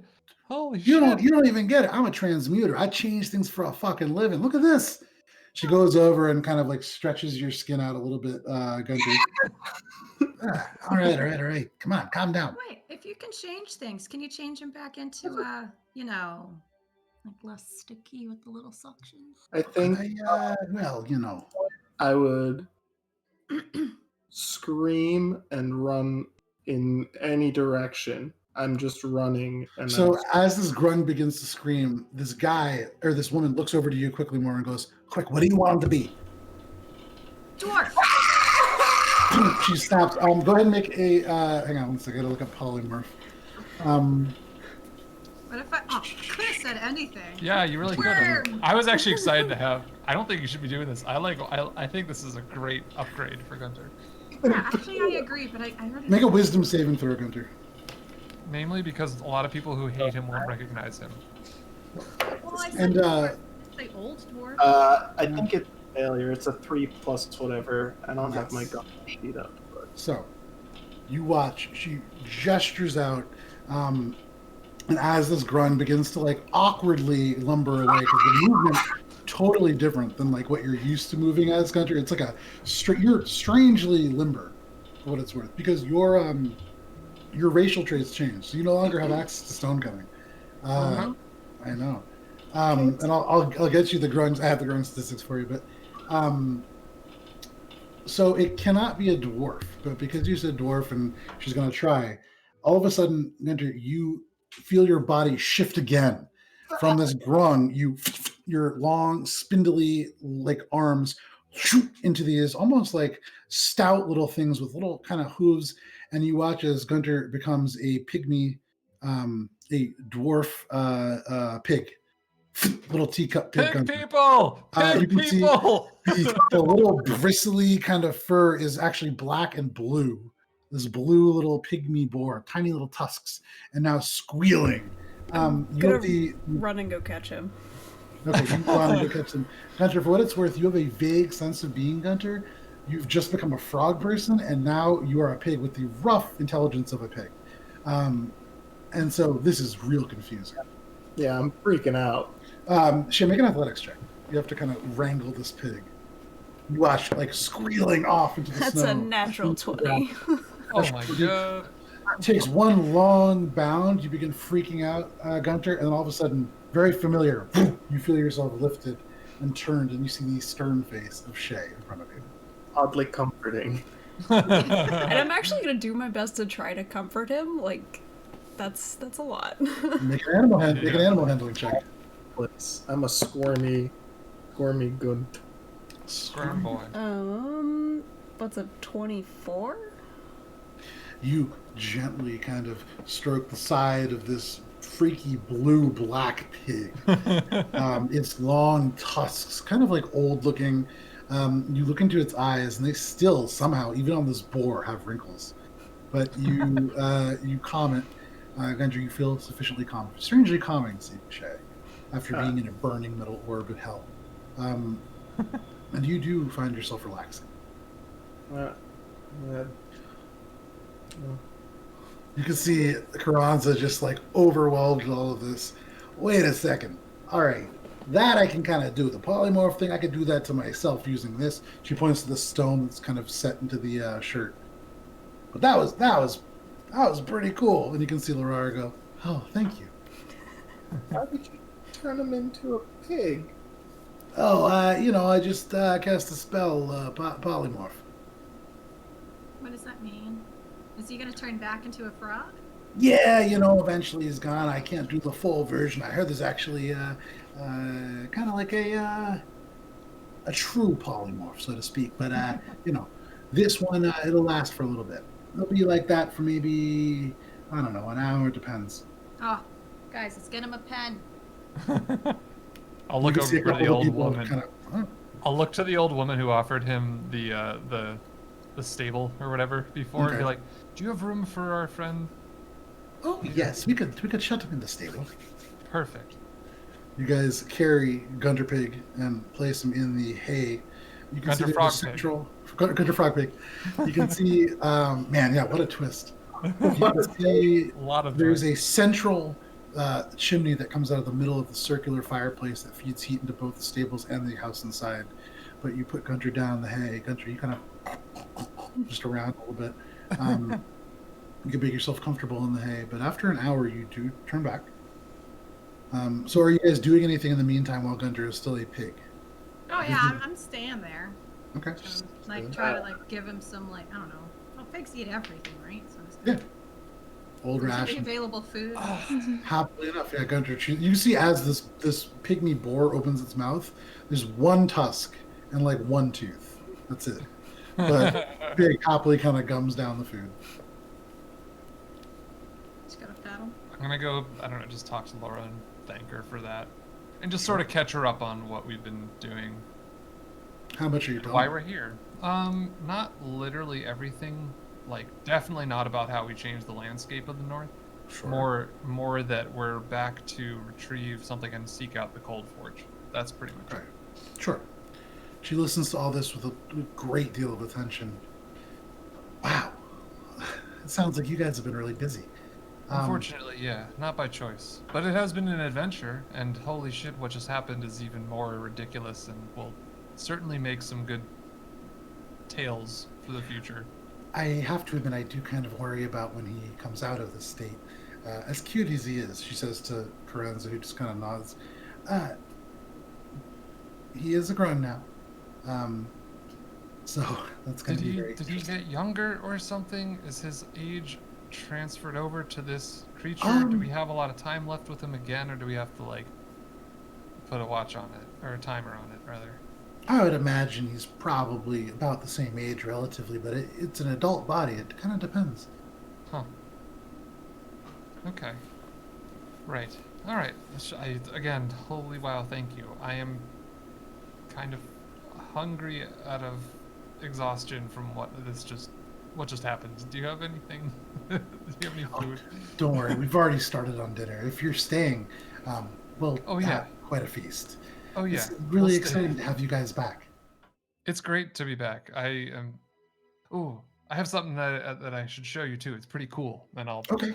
While we're doing this, I'll just show her the oh god, the Quell's feather token or whatever. Okay. She Yeah. looks at this and her eyes light up. Oh my gosh, where did you get this?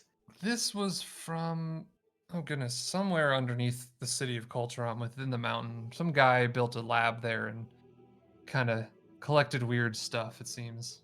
Morwen's got a new sword from there too. I don't know if you noticed. It's really, really cool. He looks at you, Morwen.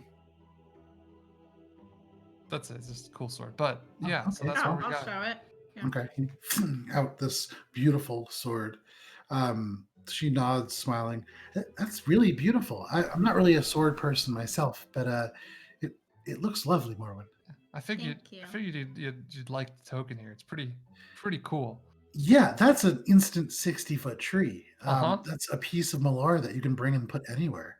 I know. It's rad. I don't know where I want to put it because then it'll be done, but it's exciting, the possibility. Absolutely. That's the ability to bring nature to a desolate place immediately. Mm-hmm. Yeah, I figure if we ever end up in a desert and need some shade, that would probably be the time. Well, I don't know that the tree would really appreciate that, but whatever you want to do, it's been given to you. Fair. So it wouldn't be able to live on its own. It would be a regular tree that would still need to survive. Yes. Okay. But that being said, if you remember how I brought you to Colcheram that one time, or Mount Taram, I guess, or sorry, Mount Ishi, I think she brought you to. Right. I could actually do that spell through this tree. So wherever it ends up being, I mean, that's like a doorway, basically. It's pretty cool. Cool. Yeah. We'll have to figure out a way to stay in touch so I can be like, hey, it's set up now. Come visit. If we ever find a home, because it seems like we're going to be wandering forever, to be honest, that might be where I put it. It'd be great to have like a kind of mobile home, Yeah, we used to, and had an option to get another one, but couldn't afford it, so never mind. I bet it's pretty pricey. But some time passes, and Guntir, after about an hour, you shift back into a grung, not the dwarven form that you're used to. I feel like I probably would have fallen asleep as a Okay, a so boar. sleeping now in this hay, you see a curled up blue and black, kind of snoring figure. You see, actually, very familiar to you guys, the eyes open still. This is certainly Guntir. Can I just say, I'm laughing because I'm just looking at the stats of a grung, and the description for one of these is your sticky finger and toe pads give you climbing speed. Yep. I'm sorry. I just think it's so funny. So Guntir's still sticky somehow. Yeah. But You will be crusty old man forever. Guntir, as you dream, you welcome this kind of dark space. You haven't been able to sleep in some time, and so you are exhausted. The darkness folds in like a welcoming hug. You feel it embrace you and pull you to a place where your mind doesn't need to think or consider the horrific ramifications of everything that's unfolded in the last little bit for you. I'm just a little piggy. Just a little piggy. Just a little piggy boy. And I'm just like, did he die again? Over the course of this night, in this darkness, you hear thunder. It's the first thing that you've heard, aside from the sizzling of your own skin, for quite some time. And suddenly you feel on your dwarven skin, you feel rain. All at once, it comes out of the darkness. You don't see it. You feel it.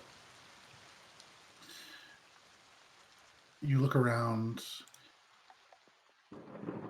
Still dark, but for a moment there's a flash of lightning, and you see something dark, large in the distance. You look down, and in the faint light, you can see wrinkles. You see liver spots. You see your own skin. This rain on you, it feels warm. And where others might find fear in the thunder and the lightning, you find comfort. You get the sense that eventually, perhaps, you may be able to return to your original form. You feel the storm almost comfort from the person who provides you with your powers. You don't see him, you don't hear him, but you feel that he's there. And as soon as it begins, it ends. And nice timing. because it is midnight, this Oh, is where we're shit. going to end for the evening. Oh shit. For all of you guys, thank you so much for hanging out with us and spending some time with us in this really, really interesting session. This is like probably one of my favorite sessions to run so far, honestly. A lot of lore. Like, Grungman. could come back as a grung. Yeah. And just for people at home, just so you know, there's an Adventures in Alberon reincarnation table. It spans the gamut from a 1 to a 5 is a grung of various colors. Actually, well, yeah, so you're a blue grung. There's you could have been an orc, a goblin, a half-orc, a tiefling, a bugbear, a kobold, a gnome, a turtle, a furbolg, a halfling, an elf, a dwarf, a satyr, a tabaxi, an aarakocra, a genasi, a dragonborn, an asimir, or with a roll of 100, you could have had your choice. However, a blue grung. I got it too. Blue A ground. blue grung you are. So, Blue well, ground. Matt, over the course of this week, we'll talk a little bit about what that means and go over your stats and some changes, because that's going to be really interesting. And if you wish to retcon the description and kind of add some flavor to it, totally fine. But for this evening, thank you guys so much for hanging out with us. Are we all back next week? Mm-hmm. So next week, 8:30 p.m. Eastern Standard Time here on twitch.tv/AlberonRPG. Come join us for what is sure to be a very interesting session 70. But until then, stay safe. We'll see you then. Good night. Bye.